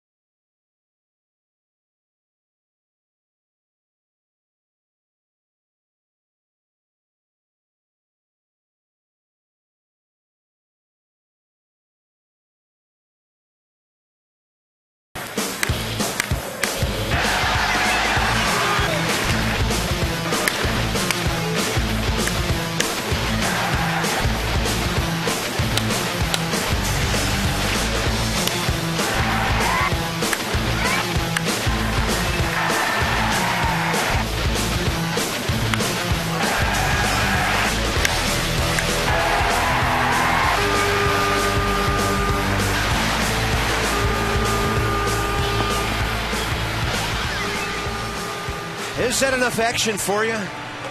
I keep asking all these questions because we're just wondering how good can it get with this ball club. Nats on top 8-1, bottom of the 5th coming up. So Adrian Cardenas, who was going to pinch hit, had the inning continue, will go ahead and occupy the number 9 spot and play second base. Darwin Barney out of the game. Miguel Sokolovic for the Cubs will be their 5th pitcher. Originally signed with the Red Sox back in 2004. Waiver claim from Baltimore in late August, and the Cubs recalled him Sunday. Edwin Jackson will lead off, and what an adventurous night he's had. He did a great job on the mound.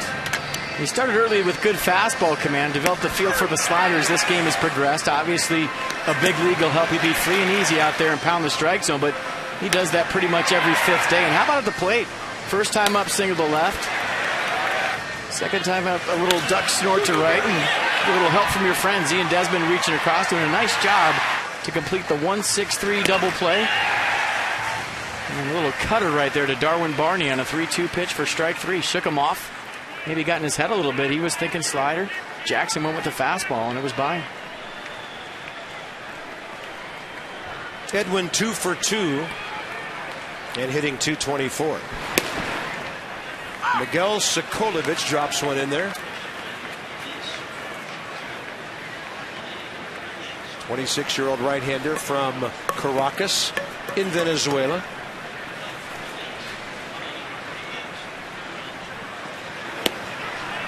Late break on that slider, 83.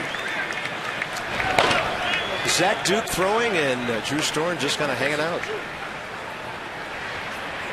Good idea. Get your call-ups in the game. Edwin Jackson last time out threw 123 pitches. He's at 68 right now. Yeah. Great ratio. He'll put this ball in the air to left, and Alfonso Soriano for the first out. Solutions that help you achieve your financial goals, PNC Bank. For the achiever in you, and congratulations to our player of the year in the minor leagues, Matthew Skoll. 104 RBIs, South Atlantic League MVP. And then the right-hander Nathan Carnes, who we updated for you constantly this year. And a .217 ERA while winning 11 ball games. Wow, impressive. Congratulations. 27 and 104. Well, when Mike Rizzo was with the Diamondbacks years ago, they were voted the #1 organization in baseball. He brought that here, and combined with Bob Boone and Roy Clark, all the great talent the Nationals have amassed in their minor league organization, and just done a fantastic job of rebuilding things. You know, as recently as 6 years ago, this ball club, into its second season here, was still owned by Major League Baseball. There was just no money spent at all on player development. It was a survival game.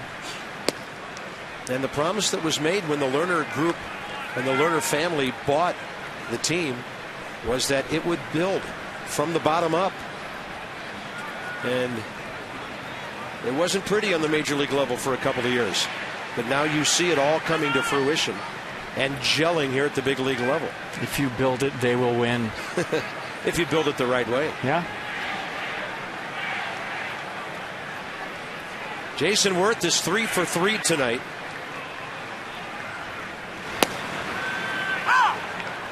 And everybody in town knows at the stroke of 9, it's how you win.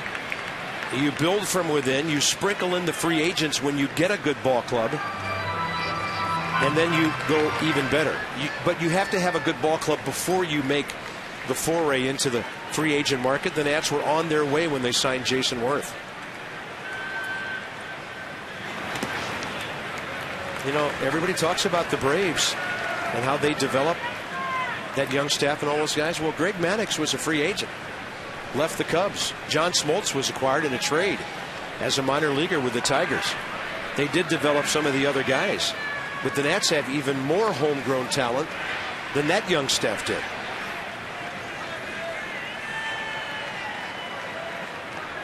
Target away on 2-2. That's close. And these days, if Mr. Worth doesn't swing, it's not a strike. It's funny about Jason Worth's year this year compared to last year. You couldn't finish a sentence or listen to somebody finish a sentence without mentioning his contract. I haven't heard a whole lot about that this year. No. They must be throwing underhand on 3 and 2 this year. He's hitting .429. Wow. And that ball was veering its way out of the strike zone, but it was a strike for a while. And he's been great at keeping these at-bats alive. And by the way, the Rockies have the bases loaded with 2 outs in the top of the 6th. And Jordan Pacheco, who's already homered, batting.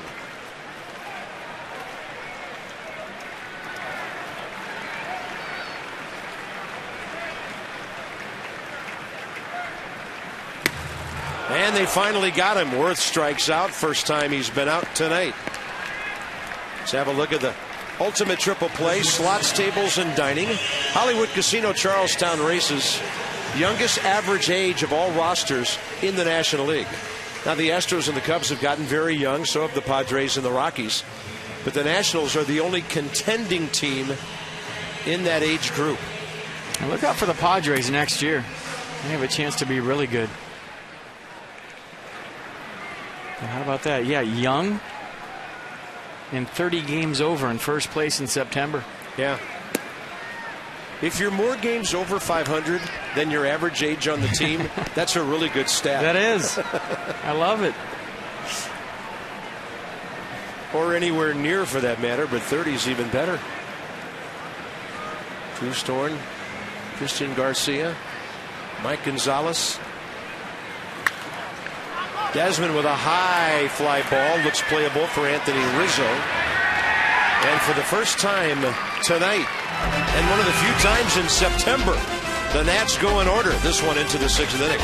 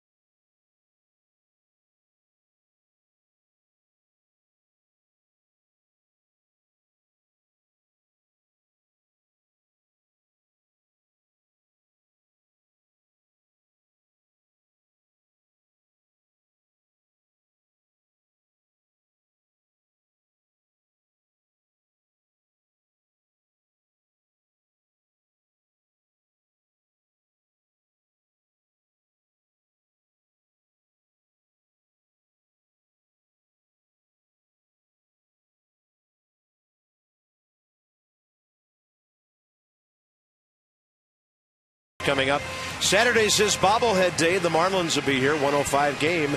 Get your tickets now. First 15,000 fans through the center field gate only receive the Zimmerman bobblehead, presented by PNC Bank. Go to nationals.com/tickets. Some restrictions apply. Get here early on these bobblehead days. Those things go fast.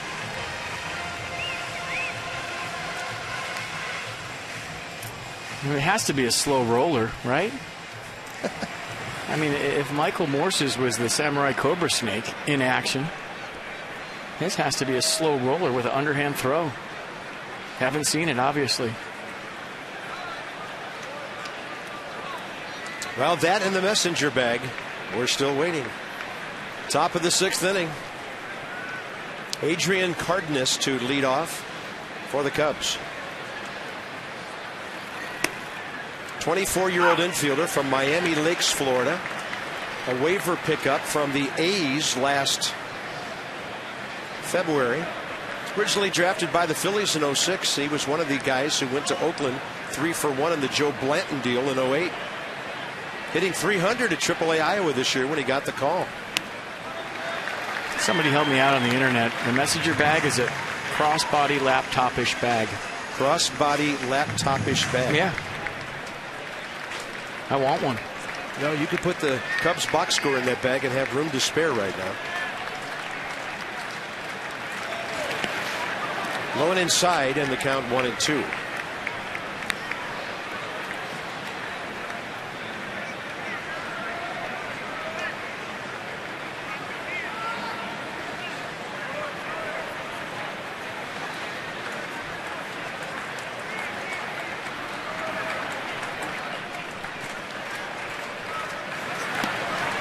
Late serious dip on that amazing slider, and that is 7 Ks on the night, 4 in a row for Edwin Jackson. I mean, it's just become such a wipeout pitch for him when he has the feel for it, and lately he has. Slider with split action, 86 miles an hour, looks like a fastball for about 58 feet, and the bottom drops out once again from Jackson. $37 more to the Children's Inn at the National Institutes of Health for every national strikeout this year. That's from our Washington area Toyota dealers.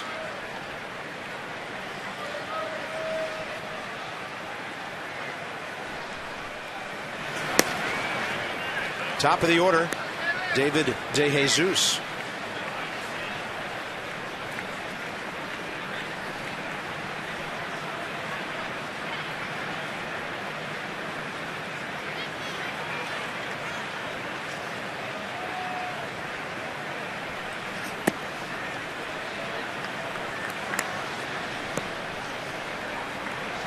First time through the order tonight, they went 1 for 9. Second time, they got 3 hits, but a lot of strikeouts. So he's holding pretty true to form. And he's even nastier the third time around as a rule this year. It's amazing when you look at some of the numbers to think he's 8 and 9. That bat slams right into the screen. And since this ballpark opened, that's a screen that has been extended over in front of those seats where Mark Lerner and a lot of his friends and ownership groups sit. In the original days of this ballpark, that bat flies into the seats, and the screen was extended several years ago. But check it out. Little bat toss. Whoop. Look out. I would say if you're the owner of a ball club and you sit right there every night, you should extend the screen out a little bit, right? Yeah. 2 balls, 1 strike. Look at that fastball. Inside corner. Absolutely nasty. Kinetic North America will track it. And just that little cut fastball in the inner half has such a late cut. Hard to pick up. World-class technology, responsive solutions to the government customers of Kinetic North America.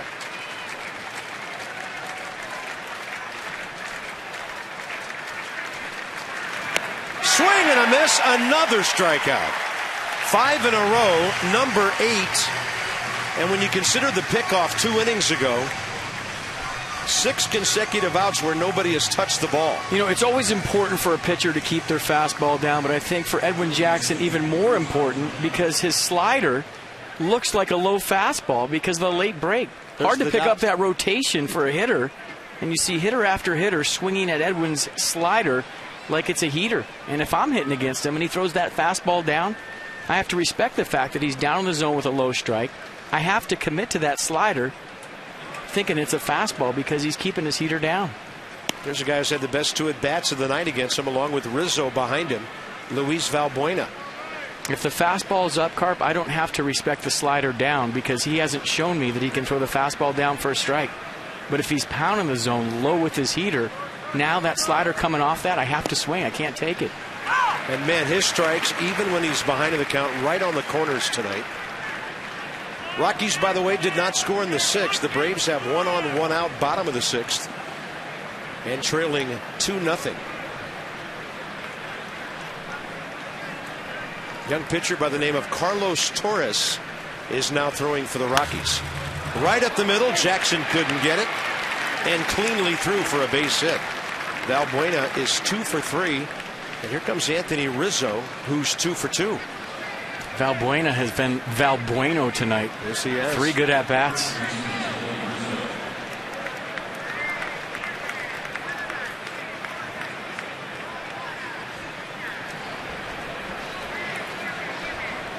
First man to make contact since Castro back in the 4th inning. Anthony Rizzo, 2 singles up the middle tonight.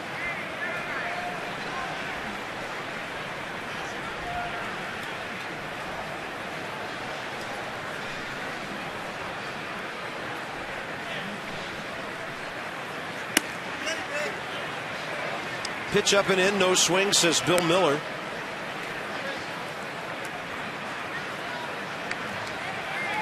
Edwin Jackson, by the way, trying to go 6 innings at least for the 17th time this year.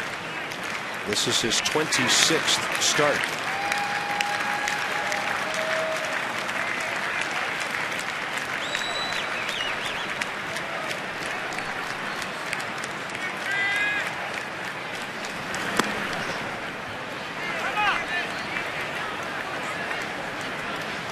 Hasn't required many visits at all from Flores tonight, the way this battery has gone together.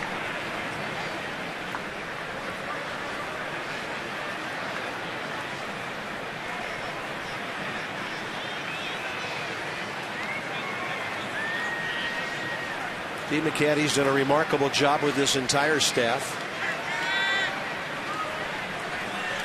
They have coached each other. They have held each other accountable. You've got a guy who's an established big league pitcher who's been at AAA all year, Zach Duke and John Lannon. Guys who might challenge for spots on any other ball club.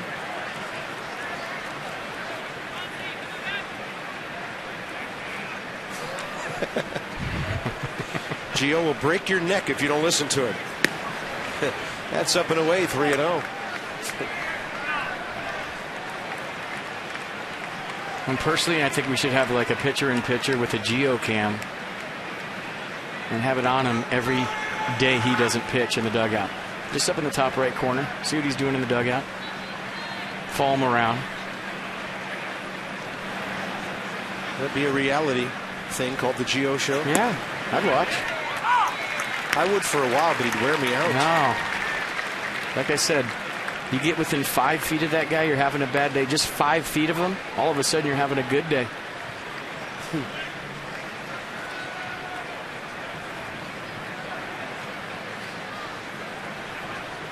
Wouldn't you love to have that conversation mic'd? 3-1 to Rizzo's had a couple of really good at-bats tonight. Taken all the way, and Jackson drops in the slider. And the count's 3-2 with 2 outs. A 3-1 slider to a guy who's shown he can hit his fastball so far tonight. Rizzo with a couple of good at-bats. 2 hard singles up the middle. You know, most guys throw that slider there and it misses way inside. Yeah. His goes straight down. And the old rule is you throw it 3-1, you throw it 3-2. Let's see what he does.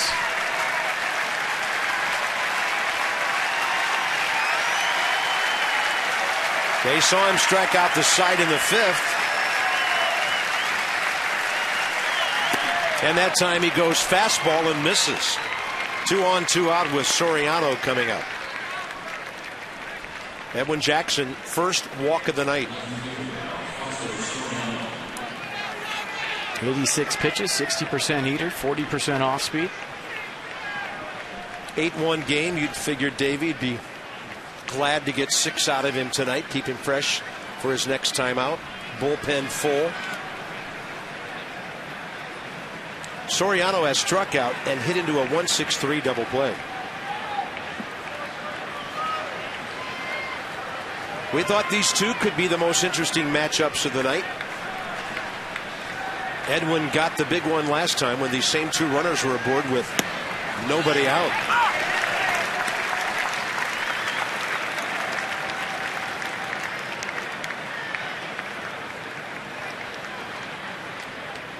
We showed that graphic earlier on Soriano. Likes the heater. 17 home runs on the fastball this year. First pitch slider from Jackson.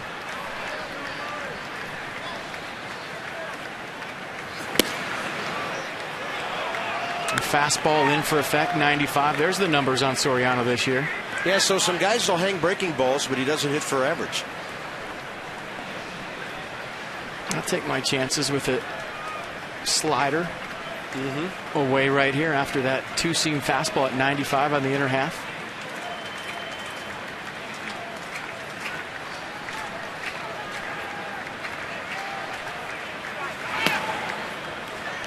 '89, cutting its way outside.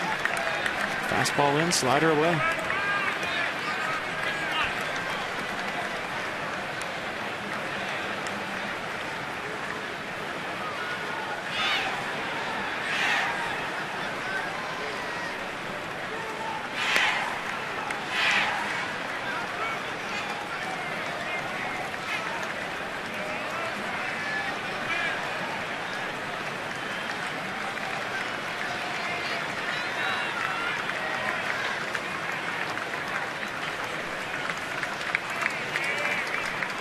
Two balls and a strike.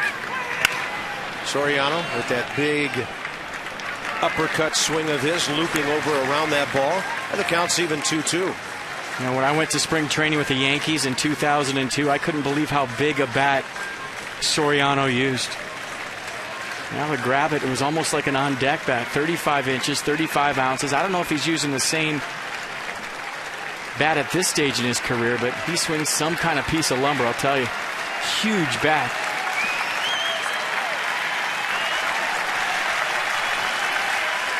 At the age of 36 now. 2 balls and 2 strikes. Jackson goes fastball upstairs and misses.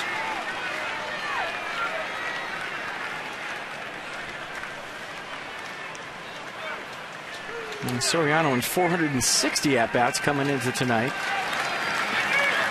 Just 33 walks, 124 strikeouts. That'll tell you he swings a lot in 3-2 counts. Don't have to throw him a fastball right here.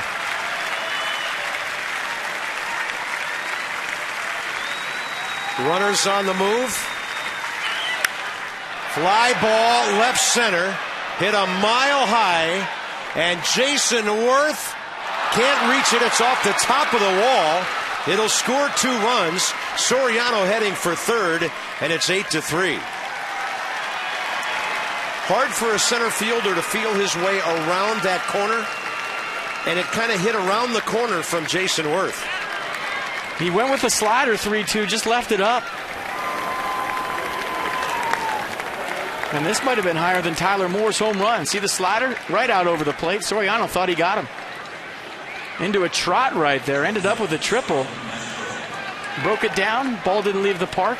Off the top of the wall. And with the big time ricochet, Soriano gets into third base with a couple of RBIs when he didn't even run out of the box. Yeah, inches from a home run.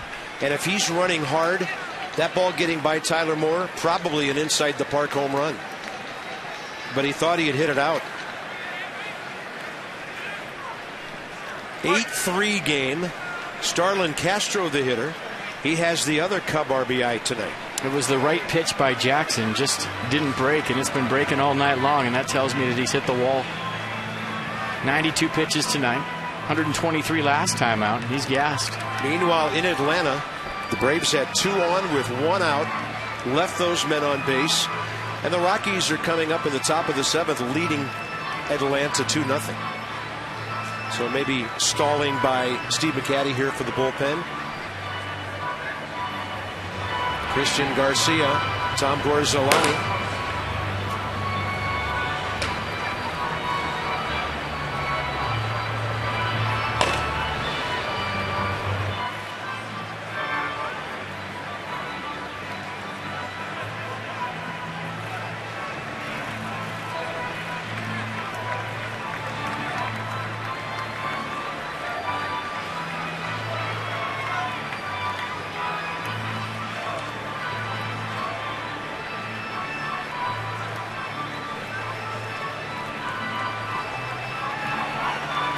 Edwin Jackson at the 92 pitch mark as he faces Castro. 1 for 2, strikeout, RBI hit, and picked off. Back in the 4th.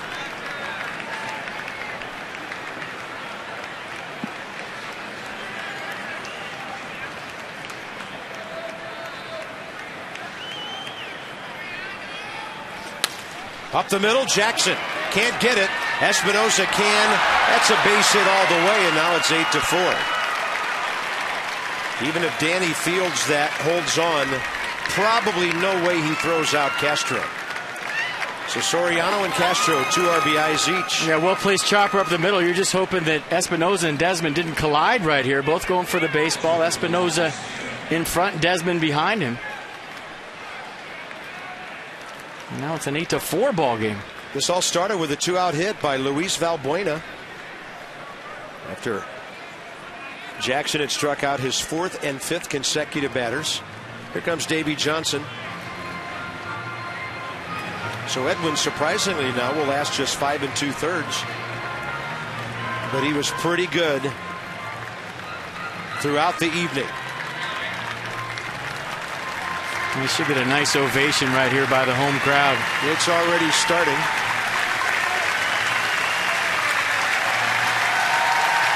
Another nice outing from Edwin Jackson.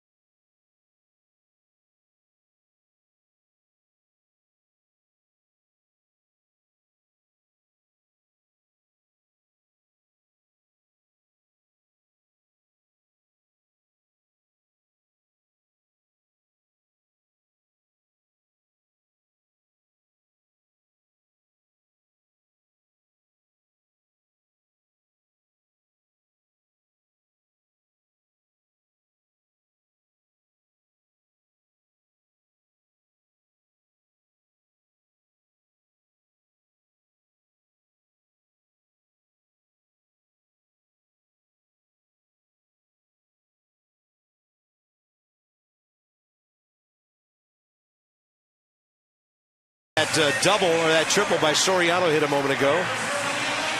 Teddy just losing ground before he even gets to the left field corner. Giddy up, Abe. This was quite a finish here. That's what I'm talking about. I don't know if you're supposed to reach out and grab the tape, but that's what Abe did. Jason Worth is 3 for 4 with a double, so you would think a president with a beard would win tonight. Well, the Cubs are a hit or two away from making this a ball game. Might already be. The Nats are up by 4. Major League debut, Christian Garcia, 26 years of age. The Nationals signed him July 21st of last year after the second of his 2 Tommy John surgeries. 26-year-old from Miami who's been through a lot in his career, and he has now arrived at the big league level. Yeah, he arrived with a 96-mile-an-hour heater right out of bed. He is a big man, 6'5", 215. Jams his first hitter. LaRoche is after it. Approaching the tarp, can't quite get there.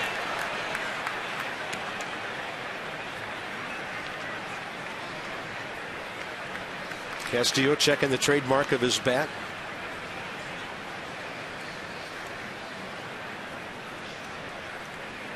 Longtime member of the Yankees organization right up until last year. Didn't pitch in 07, just 1 game all of last season for Syracuse. Now he'll start his major league career with severe jammage. LaRoche puts it away. That's a great way to start. Love it.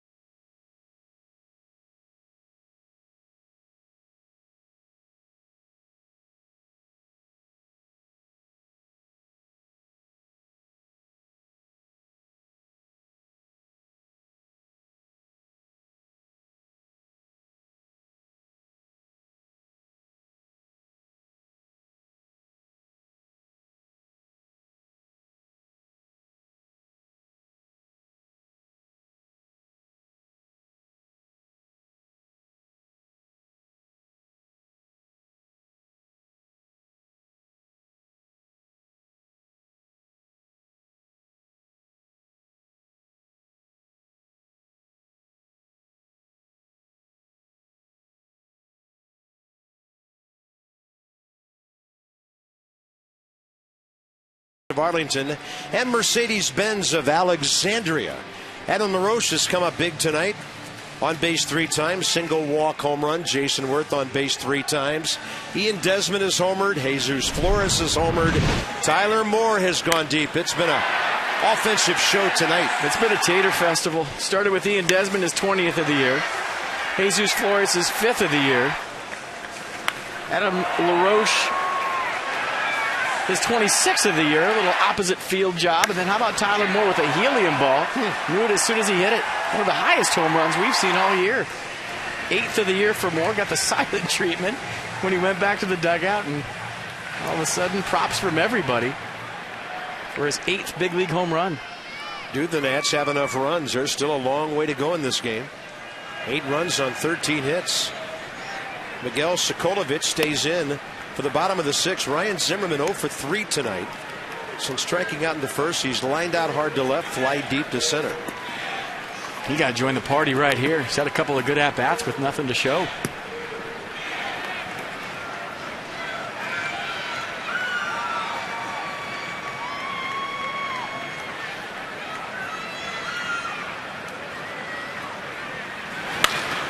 Another blast by Zimmerman. See you later. 9-4.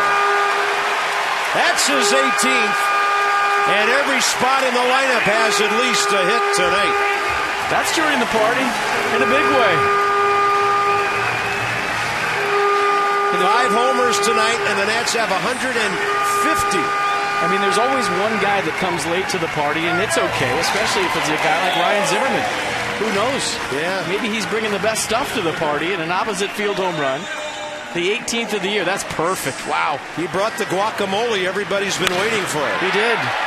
You can't come late with guacamole, though. It'll spoil. But 18 home runs for Zimmerman the other way. I mean, he squared up 3 baseballs tonight. It's nice to have him have something to show for it with an opposite field home run.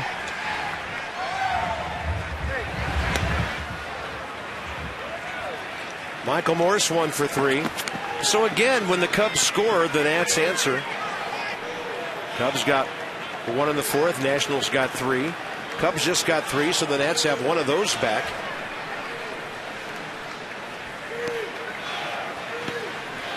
That was Zimmerman's 72nd RBI. Michael Morse will take that one.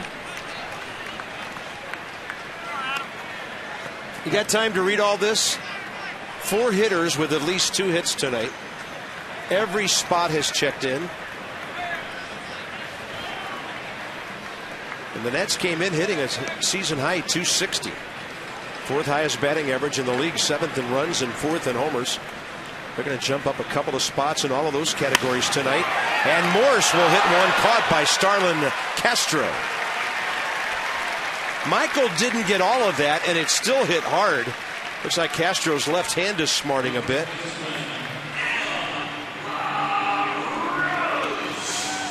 Check it out, real speed. You want to play shortstop? You get line drives like that.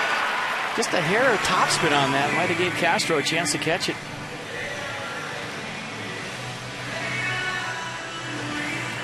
Well, you talk about the Nats lineup right now and the way it's assembled. I mean, it has the opportunity to do something like this every night if you're not on top of your game. This goes to show you how good Smarja pitched yesterday. Adam LaRoche is having a perfect game with a base hit, a walk, a solo home run. His RBI total up to 86 now on 26 home runs.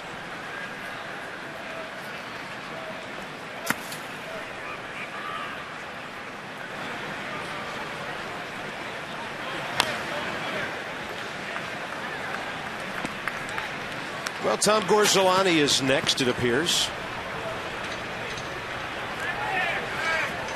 Nice debut by Christian Garcia with that pop-up.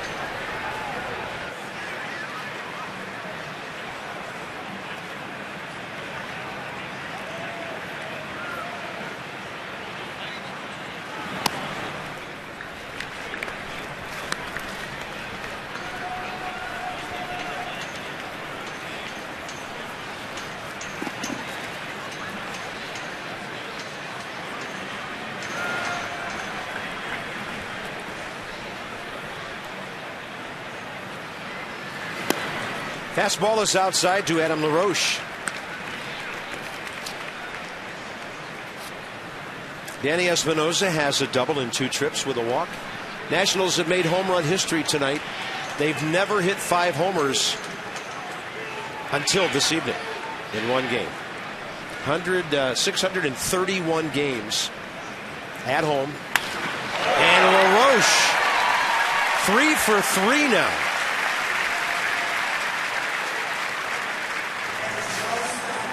And this is not a ballpark where you pick up cheap home runs like you can some other places. I know my partner doesn't feel like there's anything such as a cheap home run, and I agree with that. But I mean, maybe little wind-blown fly balls here and there that sneak their way out. But that doesn't happen here. Then quit saying it. Well, I can't as long as Houston's around. When you're facing major league pitchers, the top pitchers in the world, that make you look silly on a nightly basis, if you do just enough as a major league hitter to get it out of any park, anywhere, under any circumstance, there's nothing cheap about it. I'll try. I even had some pitchers the other day tell me that's the case. Well, that's a tribute to themselves when they say that. Well, if the wind's blowing out, keep the ball down and don't throw it to where I can get it up in the wind. If you're playing in a small ballpark, pitch me away so I can't pull it to the short side. You hear me, you guys? No such thing as a cheap home run. Maybe in Williamsport, though. Did you see the Little League World Series? These guys were popping line drives out of there like it was nothing. So I'll give you that. Williamsport, yes. Big leagues, no. Yeah. Danny Espinoza walked double, 1 for 2 tonight.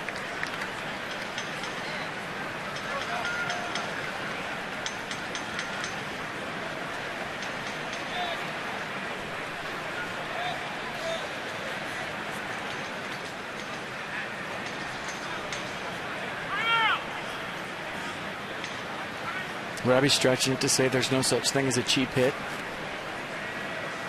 If I do something as a hitter right enough to get a ball over the infield or through the infield, even if my bat breaks,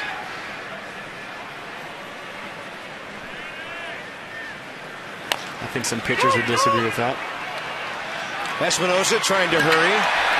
That's going to be a drop on the exchange by Starlin Castro. 2 outs.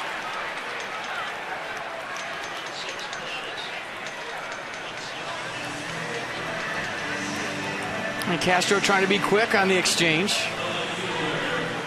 Had a pretty good feed right here. Maybe a little bit low. That was a good call. Yeah, and he had the ball in his glove. Plenty of time. And right there, trying to transfer it to his bare hand. Got the force out. That was it. So here's Tyler Moore with 2 outs and a runner at first.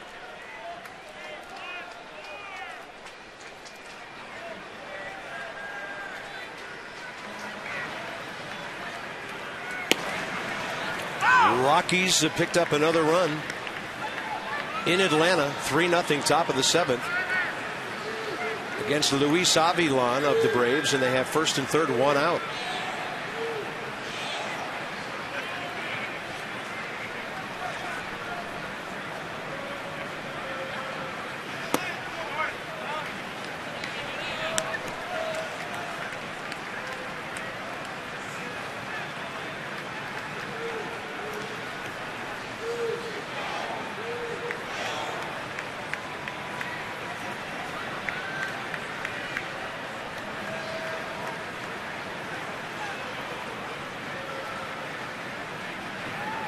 Runner takes off, pitches a strike.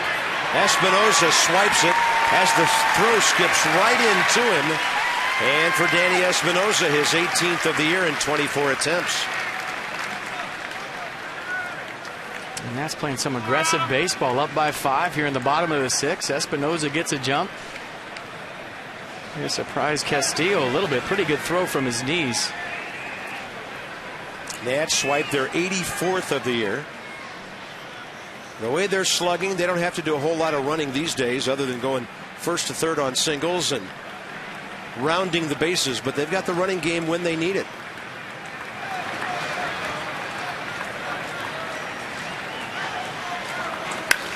Tyler Moore gets under another one. This one has Soriano camped under it. Now he'll backpedal, make a one-handed grab.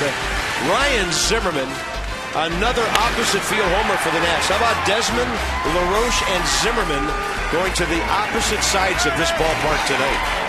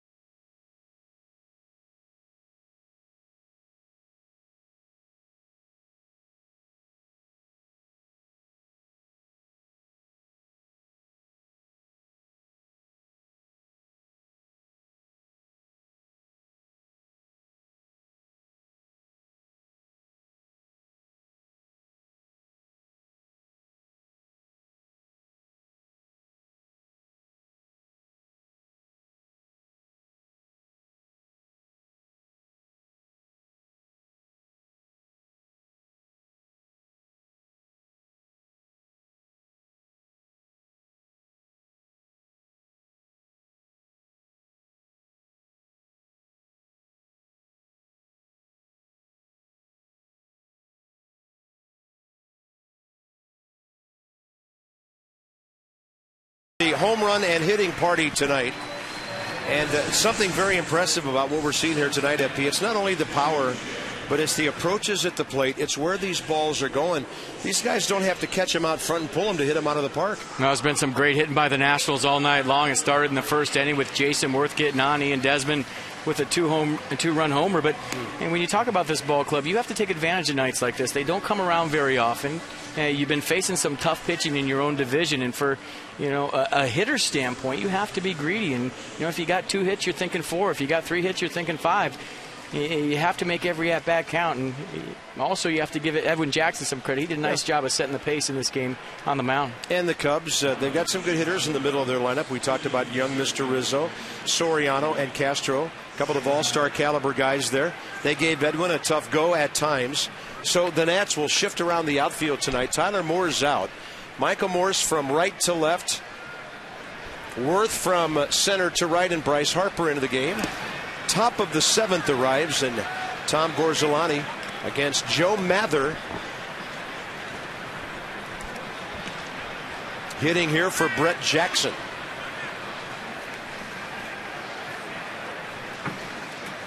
Mather started the ball game and led off last night, went 0 for 3.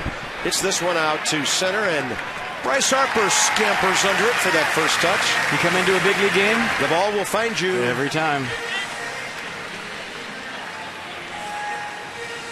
You see the numbers on Tom Gorzolani. Last time out, August 26th, so it's been a while since Tom Gorzolani has seen the mound. And it's good to see him back out there. Done a great job for the team all season long out of the bullpen. In the pitcher spot now, Dave Sapelt will be the pinch hitter. We have a chance for this one to be Arizona against Florida spring training by the time it wraps up, with all these extra players available. Alberto Cabrera throwing for the Cubs. Dave Sapelt also started the game last night. He was 0 for 2 with a walk in the number 8 spot. Former Cincinnati Red.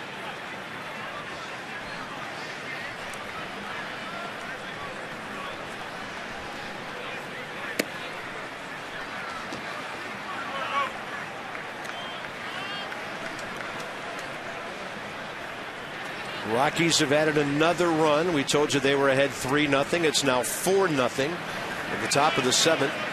Looks like Dexter Fowler singled to left to drive in 1. And evidently something happened on a strikeout. Carlos Torres scored from third on a wild pitch strikeout. So the Rockies lead 4-0. So +4 down there, +5 here. Gorzolani walks Sapelt.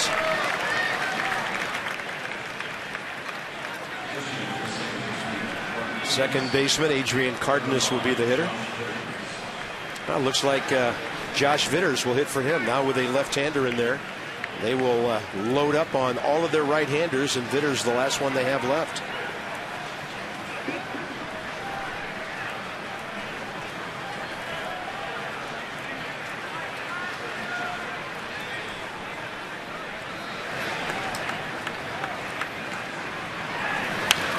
He goes up hacking.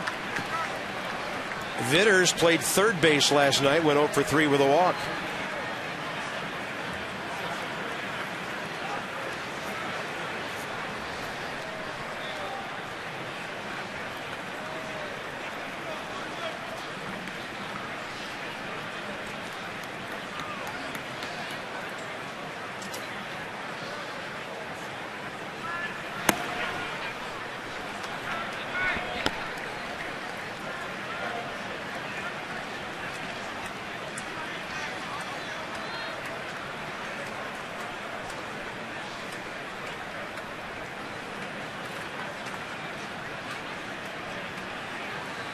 One ball, one strike.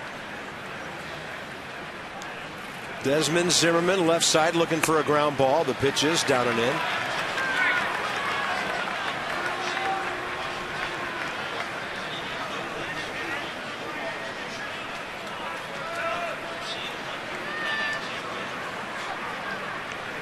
How impressive was Garcia in his third of an inning? I love those last 2 fastballs, 96 on guys' hands. I have a feeling we'll be seeing a lot more of him down the stretch. Nice job. Well, what a good thrill for him. 2 Tommy John surgeries, major league debut at the age of 20, actually 27, because he had a birthday just last week. Good for him.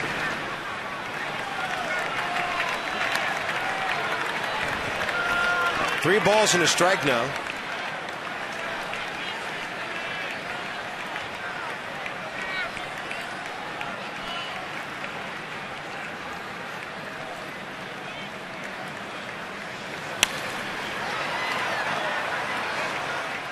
Tom Gorzolani hasn't seen the mound about a week and a half, trying to shake a little rust off right here in the 7th.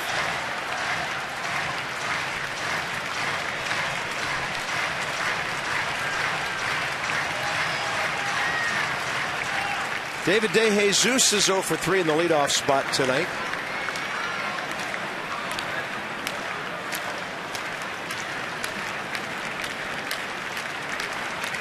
And a 3-2 with the runner holding. Missed. 2 consecutive walks.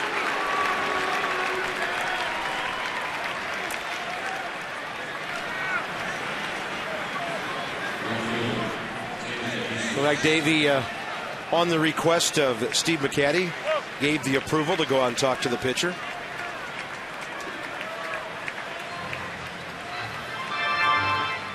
I mean, you've seen as many games as we have. It's so funny to see the interaction between the staff. You know, McCaddy talking to Davey. As soon as he gets one step onto the field, Jim Lett goes over and leans against the phone in the bullpen. It's almost like choreographed to where they know what's coming next. That's a sign of a good staff. You don't have to tell them what's coming next. They already know. It's Jim Lett.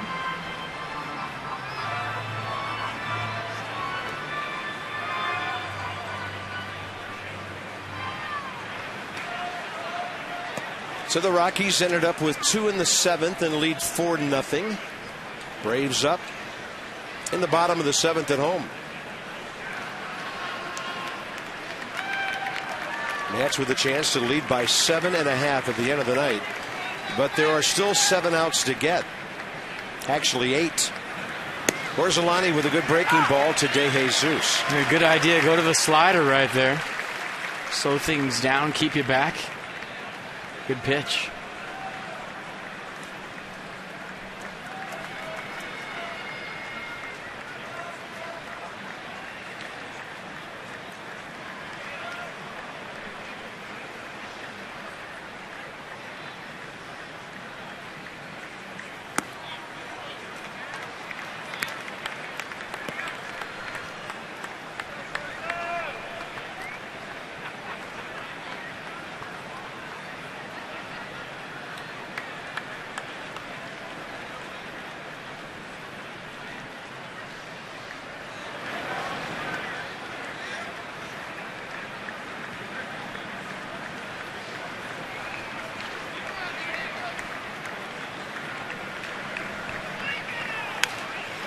Pretty good challenge fastball at 93.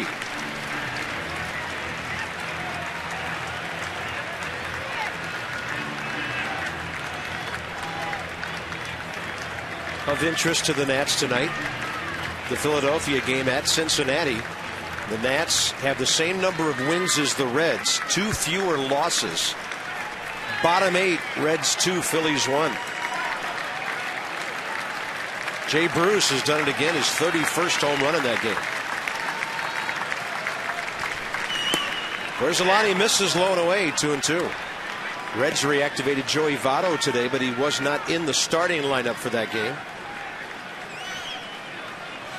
Luis Valbuena waiting here in the 7th. And Ryan Matthews starting to toss.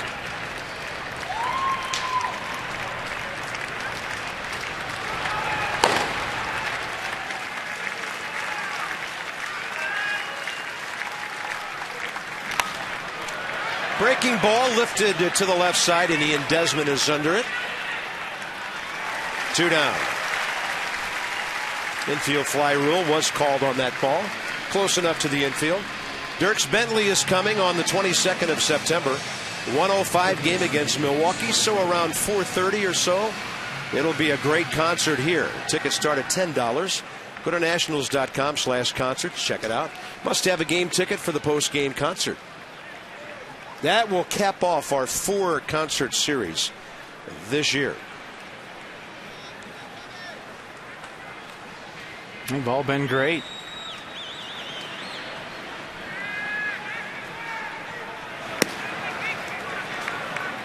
Let's see, can we name them all?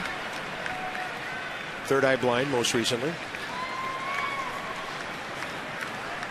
Big and Rich. Subbing for Dirks early, right? Wallflowers. The Wallflowers. The truck comes up big with 1. 2-0.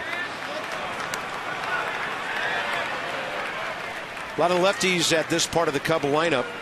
The only right-handed batter they have left is Anthony Recker, a catcher they called up today. So Gorzolani not only has this hitter, but Rizzo on deck if it goes that far. And the Nats don't want it to. They've led by 7. Then they led by 4. Now they have a 5-run lead.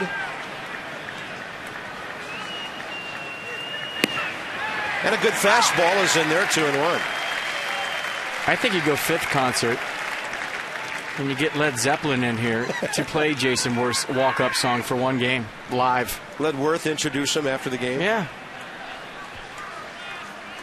Dazed and confused right behind home plate. Set up the band. Here we go. Sounds like a lot of opposing hitters. 2-2.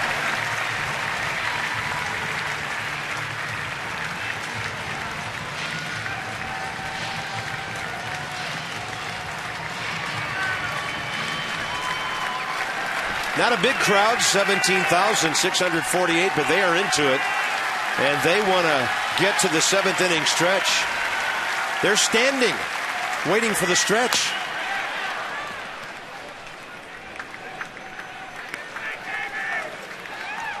School started today in Virginia. Probably a lot of busy moms and dads and kids out there. Yeah. One of the unhappiest days of the year for the kids. And there are many moms who feel like they were set free for a few hours today. Congratulations, moms, on getting through another summer. 2 balls, 2 strikes. That's outside. Good take. The pitch was a strike for a while. That's not an easy take for a hitter. Runners will be moving, and if Gorzolani loses this batter, Davey Johnson will have a choice to make. The breaking balls of Gorzolani against Rizzo, or maybe the sinking down and away fastball of Ryan Matthews. Well, Rizzo's hit the ball the other way hard a couple of times tonight. Tom Gorzolani, a former Cub, has walked the bases full here.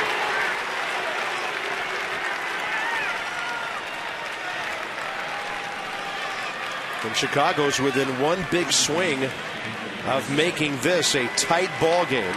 Gorzolani and Rizzo. Yeah, Matthews is for Soriano. I mean, you have to leave Gorzolani in here left on left to see what he can do. Rizzo has never faced him.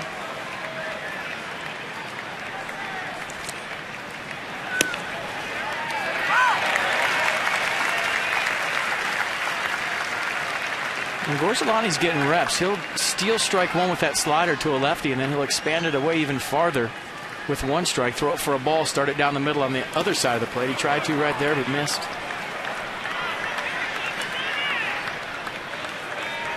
Anthony Rizzo, 10 homers, 31 RBIs on the year. Perfect night tonight. Couple of hits up the middle and a walk.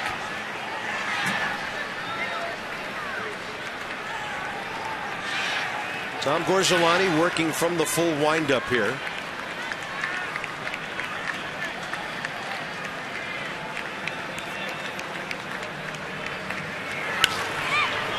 At strike 2, the Braves have gone out in the bottom of the 7th without scoring.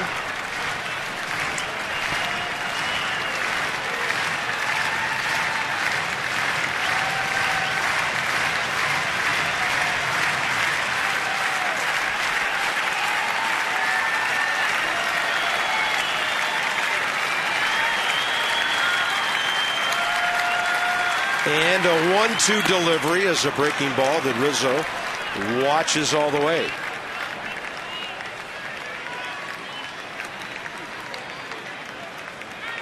A tough situation right here for Gorzolani because all of a sudden Rizzo knows that he can't throw the slider for a strike, and he's going to be sitting dead red.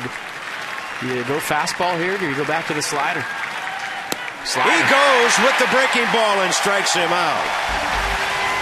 Long top of the 7th, but the Cubs do not score. They've left 5 tonight. And the Nationals' 5-run lead is intact at the stretch.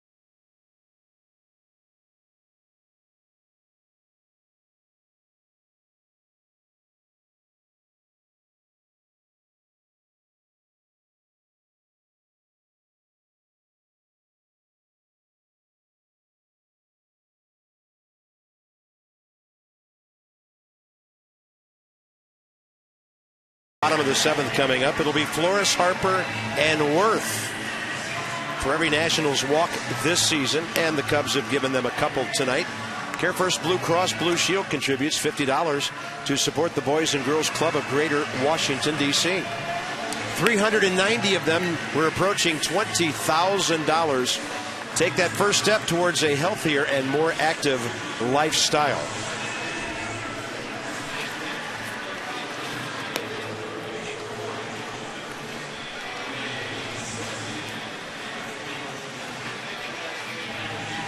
Cubbies with a lot of changes all over the infield. Alberto Cabrera will be their 6th pitcher of the night. 23-year-old right-hander from the Dominican. Made his major league debut this season.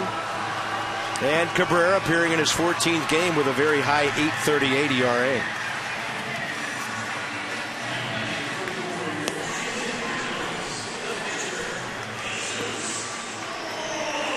Well, Joe Mather, who pinch hit, stays into play center field.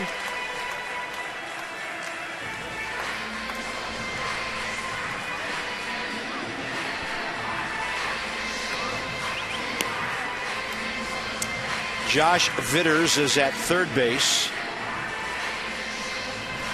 And Luis Valbuena has moved to second base.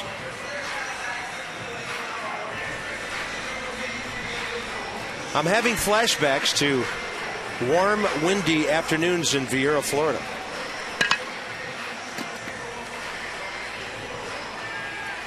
Well, it's a good thing you're keeping score because my scorecard's a mess. You told me that in March.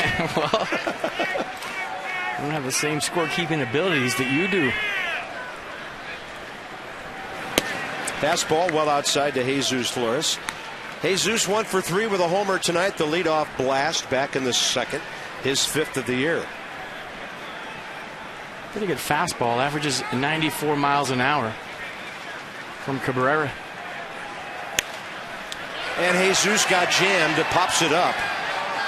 Wellington Castillo for the first out. Bottom of the 7th. You'll hear a reaction because Bryce Harper's about to make his first appearance of the night. When you're out of our market and want to watch the Nats, check in with MLB.tv.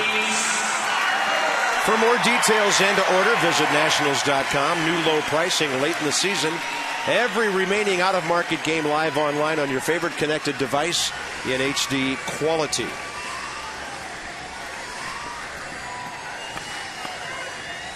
Bryce Harper singled and scored in his last time up against the Cubs yesterday, driven in by the Ryan Zimmerman double. The Nats led 2-0. They would need that run as the game winner.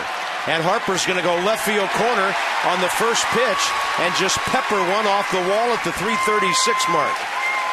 Welcome to the ball game. That will be his 20th double of the year, to go with 6 triples and 15 home runs. So he's racking up the extra base hits.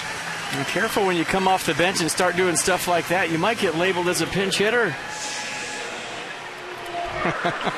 It's nice to see Bryce talking to some umpires out there. Jerry Lane coming over saying, hey, this game's not that easy. You sit around for 3 hours, you come off the bench, get a 94-mile-an-hour fastball, and line it down the left field corner for a double. Good piece of hitting by Harper. Jason Worth is 2 for 4, 3 for 4. 2 singles, a double, 2 runs scored. Batting average sitting at .320. This team might get 20 hits tonight. 21's a season high, right? Done it a couple of times. Amazing.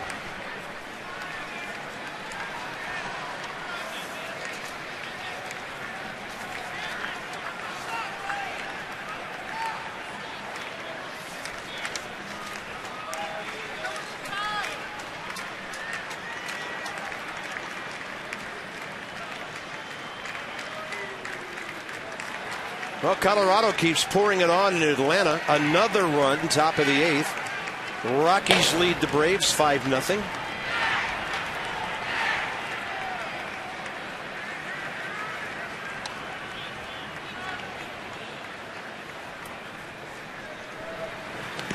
That ball bounces. Harper goes to third, and he's going to be safe. Got in before the tag, or under the tag, on a ball that didn't get away that far. Third base with 1 out.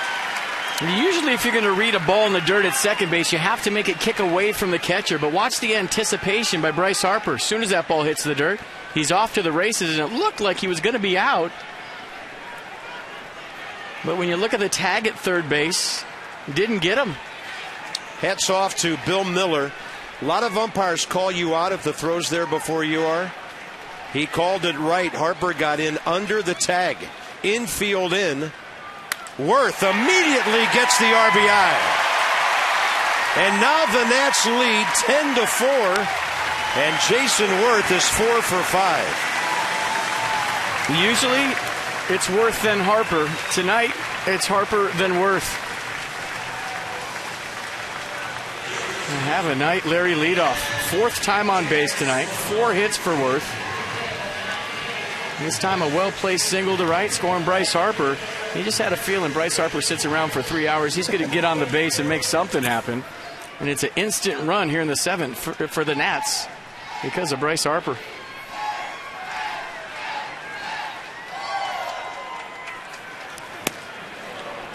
Ian Desmond just tried to make it 12-4. He already has 4 RBIs tonight.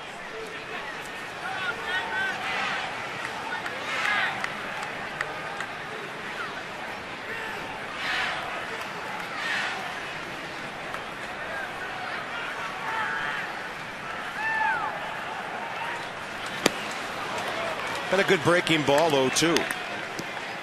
I mean, this is an offense that we've seen for the last month or so that has add-on capability. You know, they get a lead, you score, they're going to score. They've done a good job of extending the lead. Remember, early in the season, it was score early and then hold down with your bullpen. The way this offense is set up right now, it's set up to do some damage any time in the game, regardless of the score. Desmond disposed of quickly and 2 down.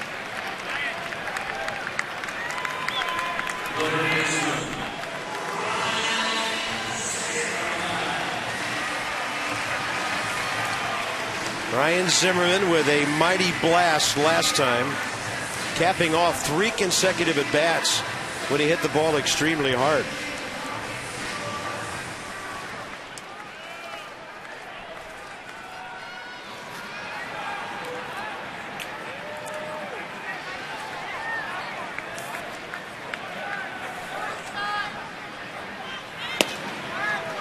And Cabrera misses just up and in with a fastball. a good pitch. So Ryan, 13 homers, 41 RBIs now since the 1st of July. He's within 2 homers now of 20. RBI total at 72.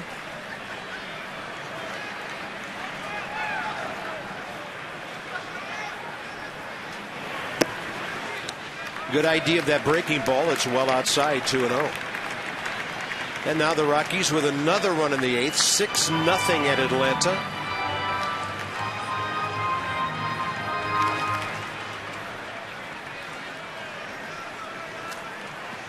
So the Nats +6 here, +6 there.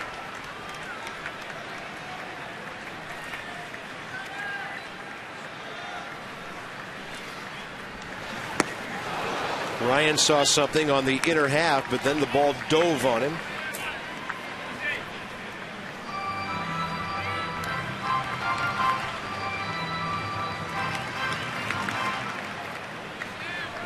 If the Nats can hold on tonight and the Rockies can hold on there, it starts to become more days off the calendar than what your lead is against the second place team.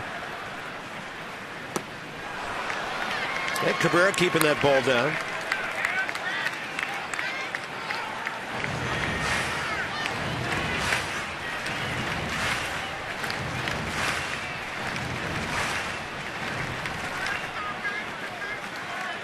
Well, Michael Morse has hit the ball hard a couple of times tonight. Who hasn't?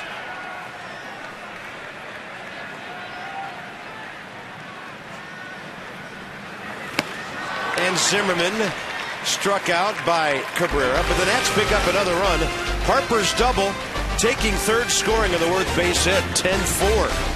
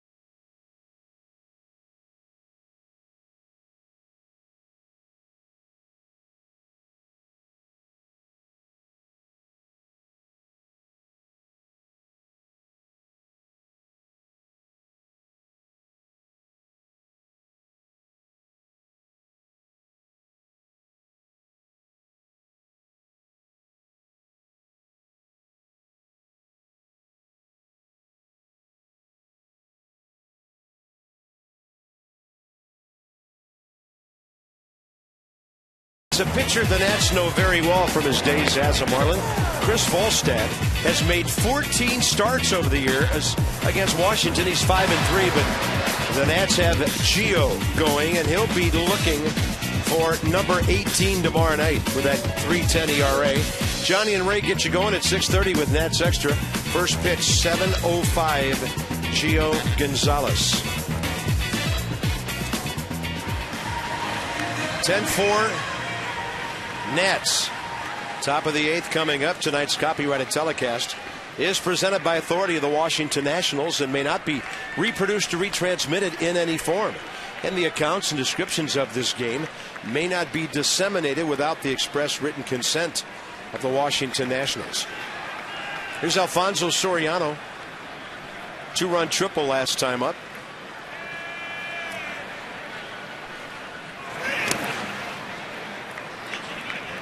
Here's Ryan Matthews for the 8th. A little trip on his first offering. 3-pitch guy. Fastball, slider split. 2 fastballs, 2-seam variety, 4-seam variety.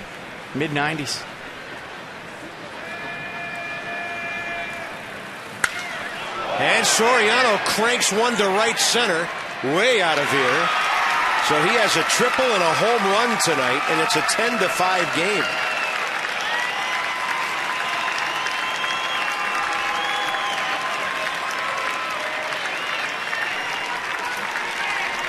That's his 26th. And his RBI total shoots up to 88 tonight. A little extension right here from Soriano. That's the four-seam fastball for Matthews. Right down the middle, Soriano on it. We showed you the stat on a fastball. That's his 18th home run of the year. Well,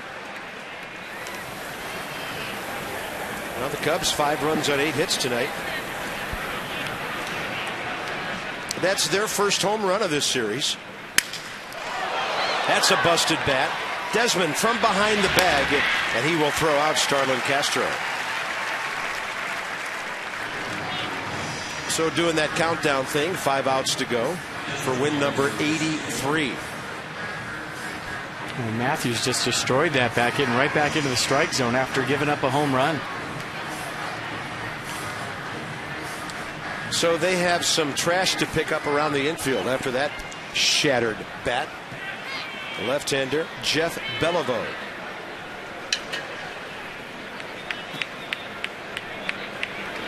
Cubs are on their 6th pitcher of the night after Cabrera threw the 7th.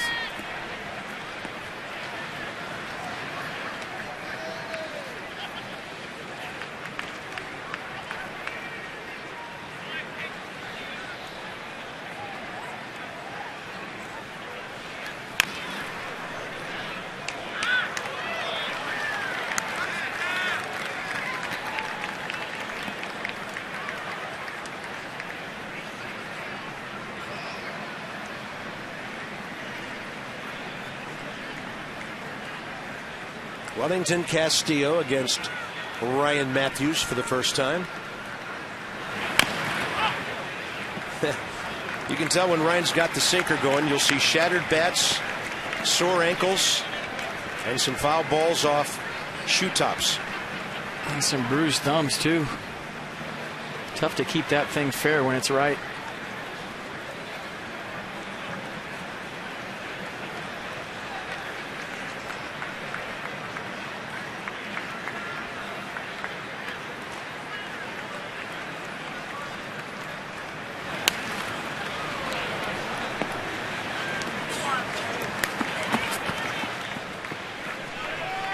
Well, the race for the National League East division heating up. Don't miss a moment of the action. Text Nationals to 29292. Starting lineups, in-game alerts you can't afford to miss.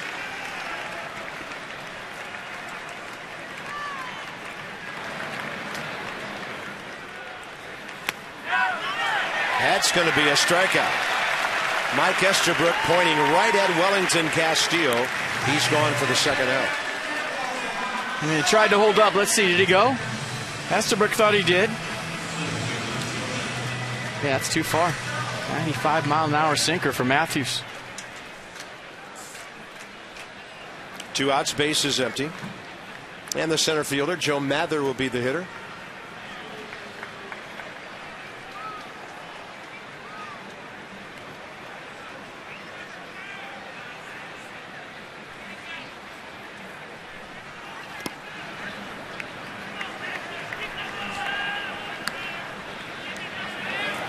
Left-handed hitting, Brian LaHare. Another good-looking young player the Cubs are bringing along.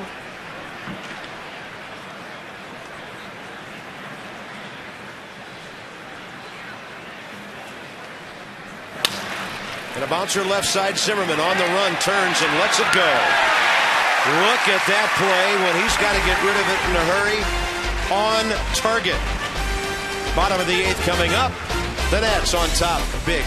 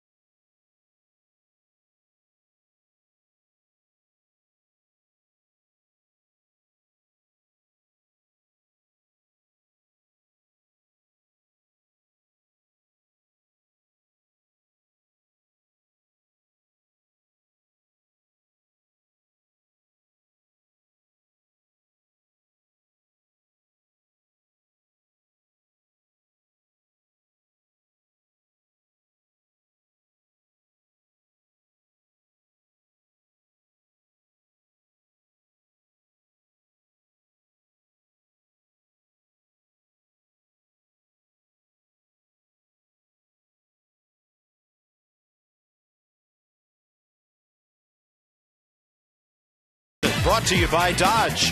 Go to Dodge.com or visit your local Dodge dealer today. And by AT&T, the nation's largest 4G network. AT&T, rethink possible. Beautiful night on the banks of the Anacostia, where Nationals Park resides here in Southeast. And on 17 hits, a 10-5 lead. Left-hander Jeff Beliveau will be the 7th Chicago pitcher of the night. 18th rounder back in 08. He pitched in the ball game here last night, actually yesterday afternoon. Nats got him for a run on 2 hits as he came in that 8th inning, and that was the combination of Harper with the base hit and the Zimmerman double RBI. A 4-pitch guy, fastball, cutter, curveball, change. Fastball 2-seam variety in the low 90s. Cutter in the mid 80s, curveball in the 70s. Throws all of his off-speed equally at 13% of the time.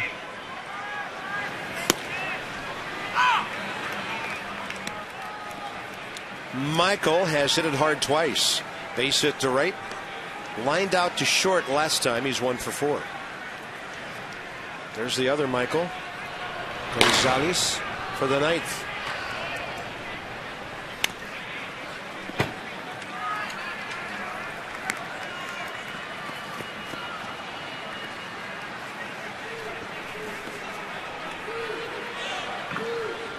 Looks like it's the top of the 9th now at Atlanta, and the Rockies are batting, leading 6-0.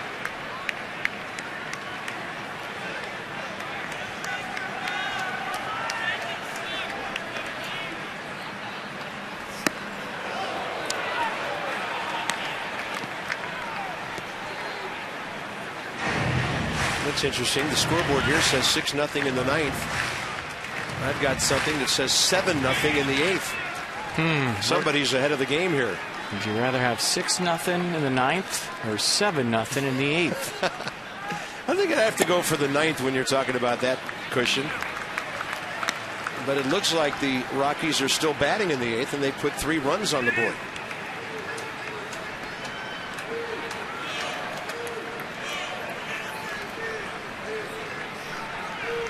Two balls and 2 strikes to Michael. Waits for the breaking ball. Fly ball deep into the corner, and it will be run down by David DeJesus, who makes a very good play. Foul ball when he caught it. DeJesus is a good defensive outfielder, and a guy that's used to sliding into bricks in Wrigley Field. Seen him make a number of sliding catches going toward those bricks at home. And here the same kind of thing, although this has some padding, so not a big deal for a guy that's used to sliding into bricks at Wrigley Field. Nice play.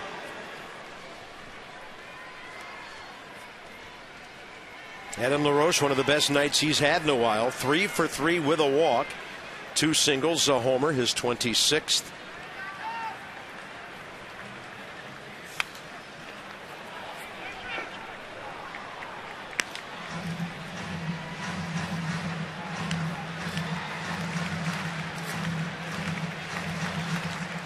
Well, somebody had it right. Now the thing I'm looking at took a run away from Colorado. It is 6-0.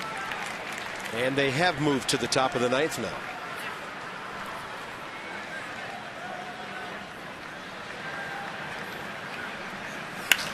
LaRoche taking some healthy cuts here. A little late for that one. And 0-2 here in the bottom of the 8th. The Cubs will have 8, 9, and 1 due up in the 9th. 8th spot is their pitcher spot.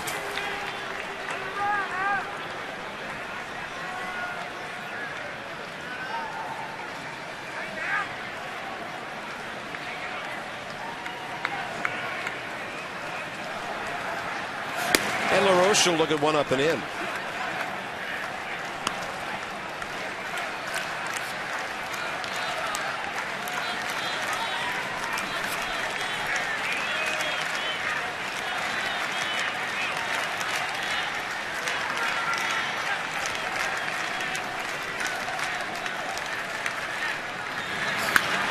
LaRoche waits for the breaking ball. High drive, right field. And this one is gone.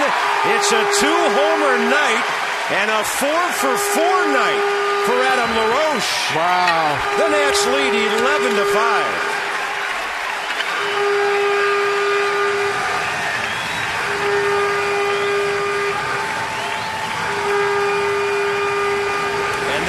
To their home record, 6 home runs tonight.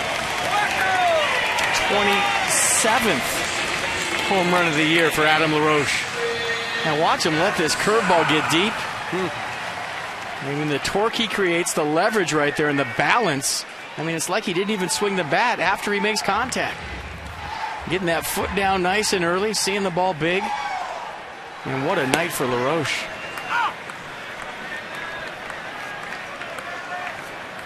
And there's Drake once again. Dad, you're really a stud now. You're 4-for-4 with 2 taters. Can I come to the park every night and go to school at noon? Yeah, put that kid in the dugout, don't we?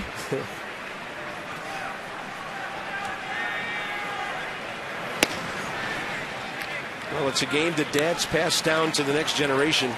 And the greatest of all has to be when your dad's a major league ball player. Yeah. Man. And my kid was about 6 when he realized that everybody's dad wasn't a big league baseball player. Your dad's a policeman? What? I thought they were all baseball players. I mean, they come to the ballpark every day. They're running around the clubhouse. They see other kids. They just figure that everybody's dad's a big league baseball player. 19th multi-homer game of the Adam LaRoche career. Just so glad that he's healthy this year. We have found out how good he can be. With those shoulder problems he had last year, and there's strike 2 to Danny Espinosa. We just never saw him at his best last year before he had to be shut down with the shoulder problems in May.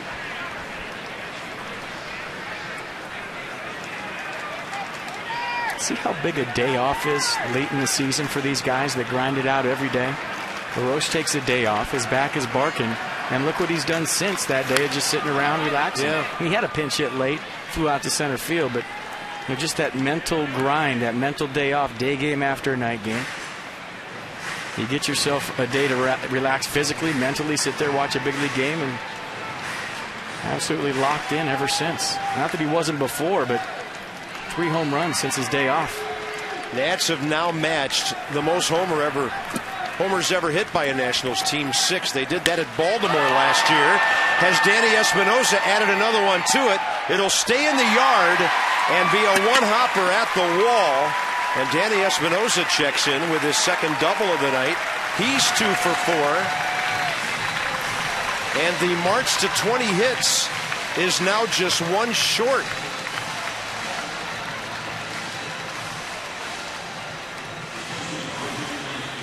You want to take this one? I'm getting a little hoarse over here. Go ahead.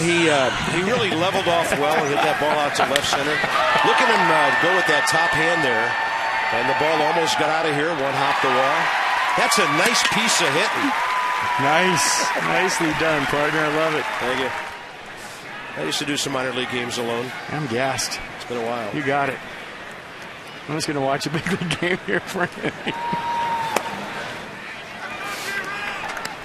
Mark DeRosa pitching, or for the pitcher, gets an AB here. Mark is a pinch hitter, 3 for 12 this year. Got a big contract to play for the Cubs several years ago. Upon his departure from Atlanta.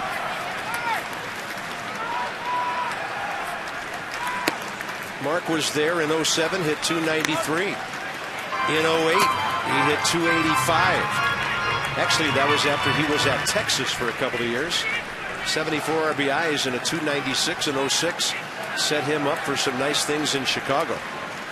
Eventually traded on to Cleveland, St. Louis, the Giants, and now the Nats.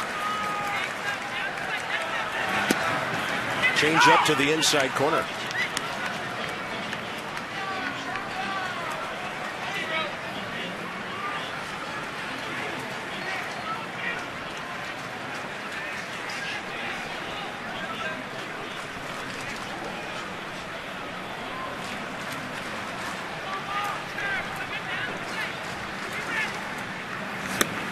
And DeRosa goes reaching for a pitch up and away, 2-2.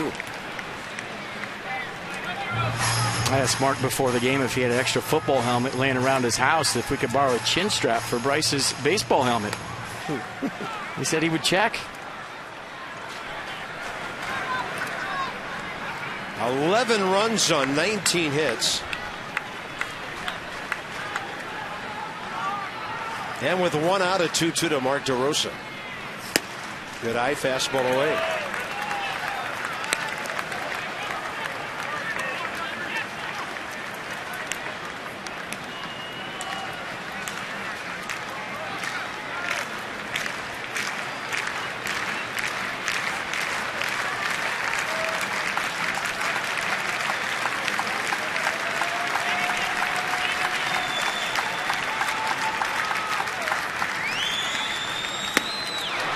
One upstairs, a heater will strike him out.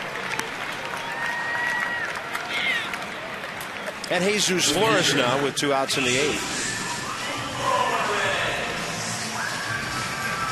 Well, if you're not coming to the ballpark these days, you are missing some exciting things. Check out tickets, nationals.com for all your information. You can actually go nationals.com/tickets and check it out. 2 more with the Cubs. The Marlins will be in for the weekend. And ladies and gentlemen, after this homestand, there's only 1 week-long homestand and a 3-gamer at the end of the season left. Time is getting short.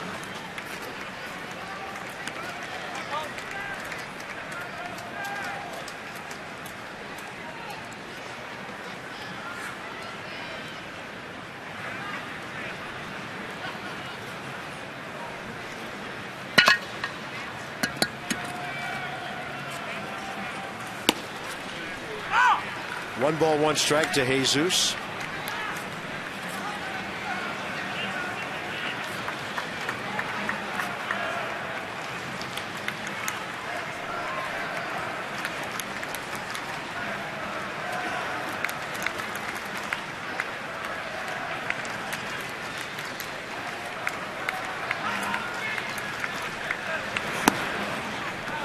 So 3 more home runs for LaRoche for 30.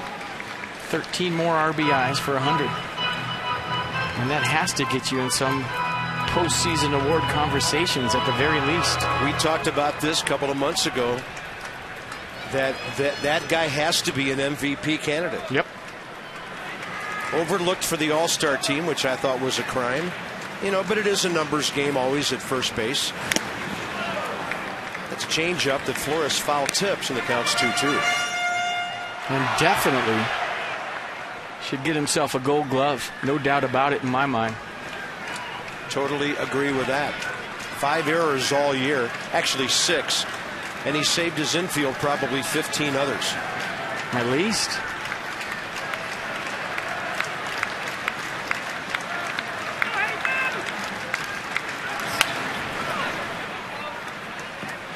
Not to mention the hours of sleep he saved the rest of the infielders. You got a guy like LaRoche at first base, you sleep like a baby because if it's all you have to do is get it close and he's going to pick you. Nats trying to win their 6th game out of their last 7. Adam right in the middle of it, and you'd never know from his expression whether he was 0 for 20 or 10 for 20. Yeah. He's one of the most even-keel guys ever. He's pro all the way. 2-2. That change up way outside.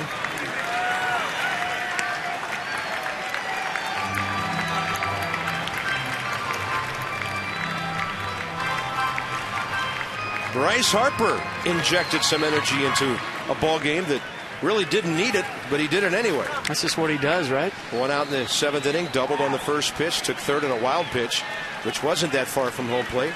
Worth drove him in. 3-2 to Flores. Jesus will get jammed. That ball will take a hop, and then the first baseman had to hustle over Rizzo to get to the bag. Well, the Nats keep piling on and blasting away tonight. Adam LaRoche is 4 for 4, 2 singles, a walk, 2 home runs. Have a night, and the Nats by 6 into the 9th.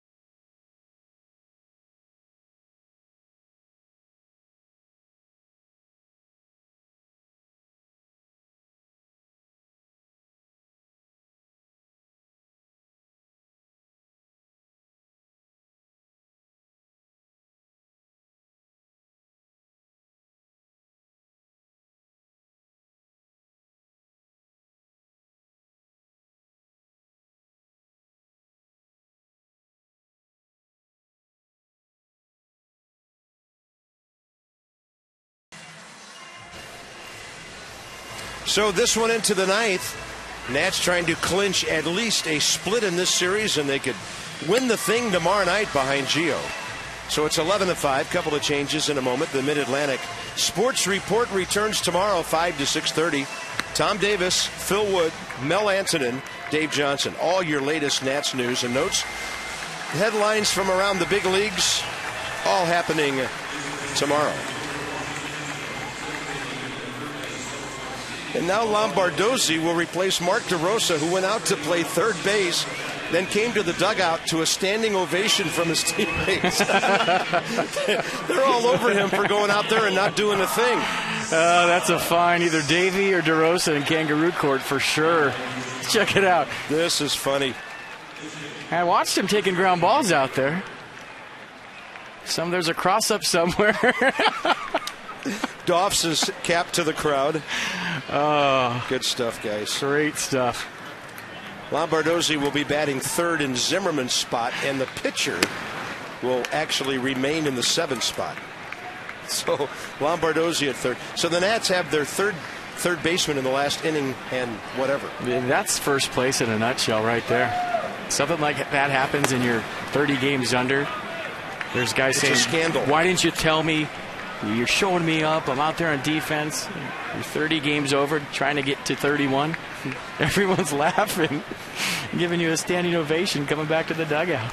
It's great stuff. There's Anthony Recker, the young catcher, and look out. Look out. He was just called up today, Recker.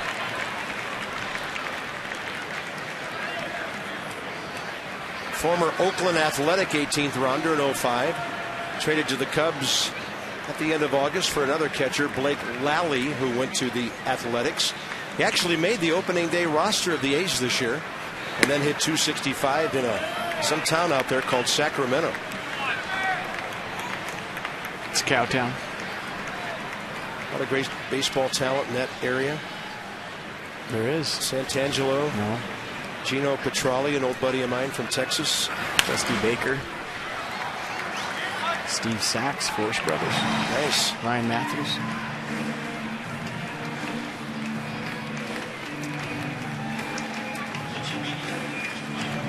So with Gonzalez, it's Recker facing him.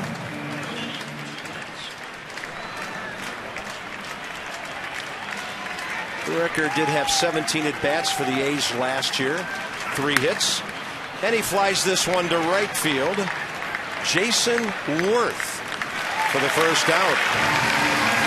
When this one's over, Johnny and Ray are with you here at the ballpark. It's our Nats Extra postgame show. It's presented by W.B. Mason.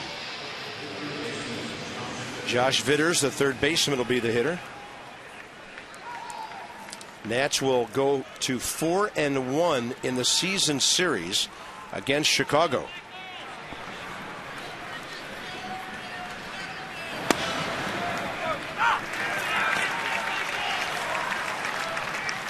And Michael Gonzalez has come out here in a situation where you're going to win the game and you want it over as quick as you can.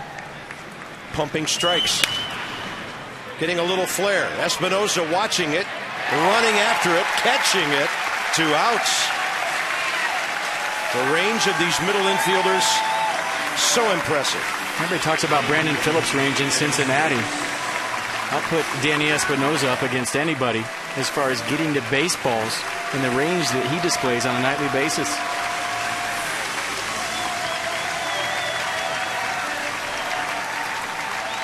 Well, 17,648 came out tonight, and they've seen one of the most entertaining games of the year. Just in terms of early slugging, relaxing, watching a ball game, and never that worried about the outcome. At this level, it just doesn't happen that frequently. It was a laser show right from the get-go. Yeah. Jason Worth lining a single up the middle. Desmond with a 2-run homer. That might have been it right there. Yeah, and LaRoche with a big night, 4 hits, 2 taters. 27 on the year, hunting 30. David DeJesus, the hitter, he's 0 for 4. And Gonzalez misses inside again, 2-0. Edwin Jackson will go to 9-9 and 69-69 in his career.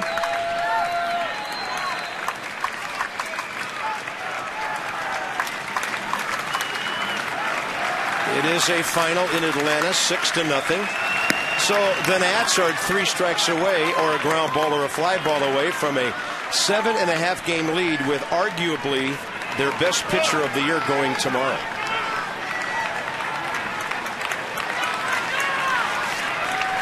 And there's plenty to argue about on this staff. Gio, Strasburg. Right now, Detweiler and Edwin Jackson pitching as well as anybody in the rotation. Coming off his first ever complete game, going for win number 18. How good does that sound? Win number 18. Hope we're saying that about this time tomorrow night, maybe a little earlier. 3 balls and 1 strike. And a drive to left. Morse turns one way, and the ball's right there for him. And the Nats have done it again. Just over 3.5 hours, they win it going away 11-5. And Washington has now won 6 out of 7. And goes to 7.5 up on the Braves. Another day, another W. But more importantly, I think, another day off the calendar as we head into October. Nationals are 83-52. 31 games over 500. A little more to come up.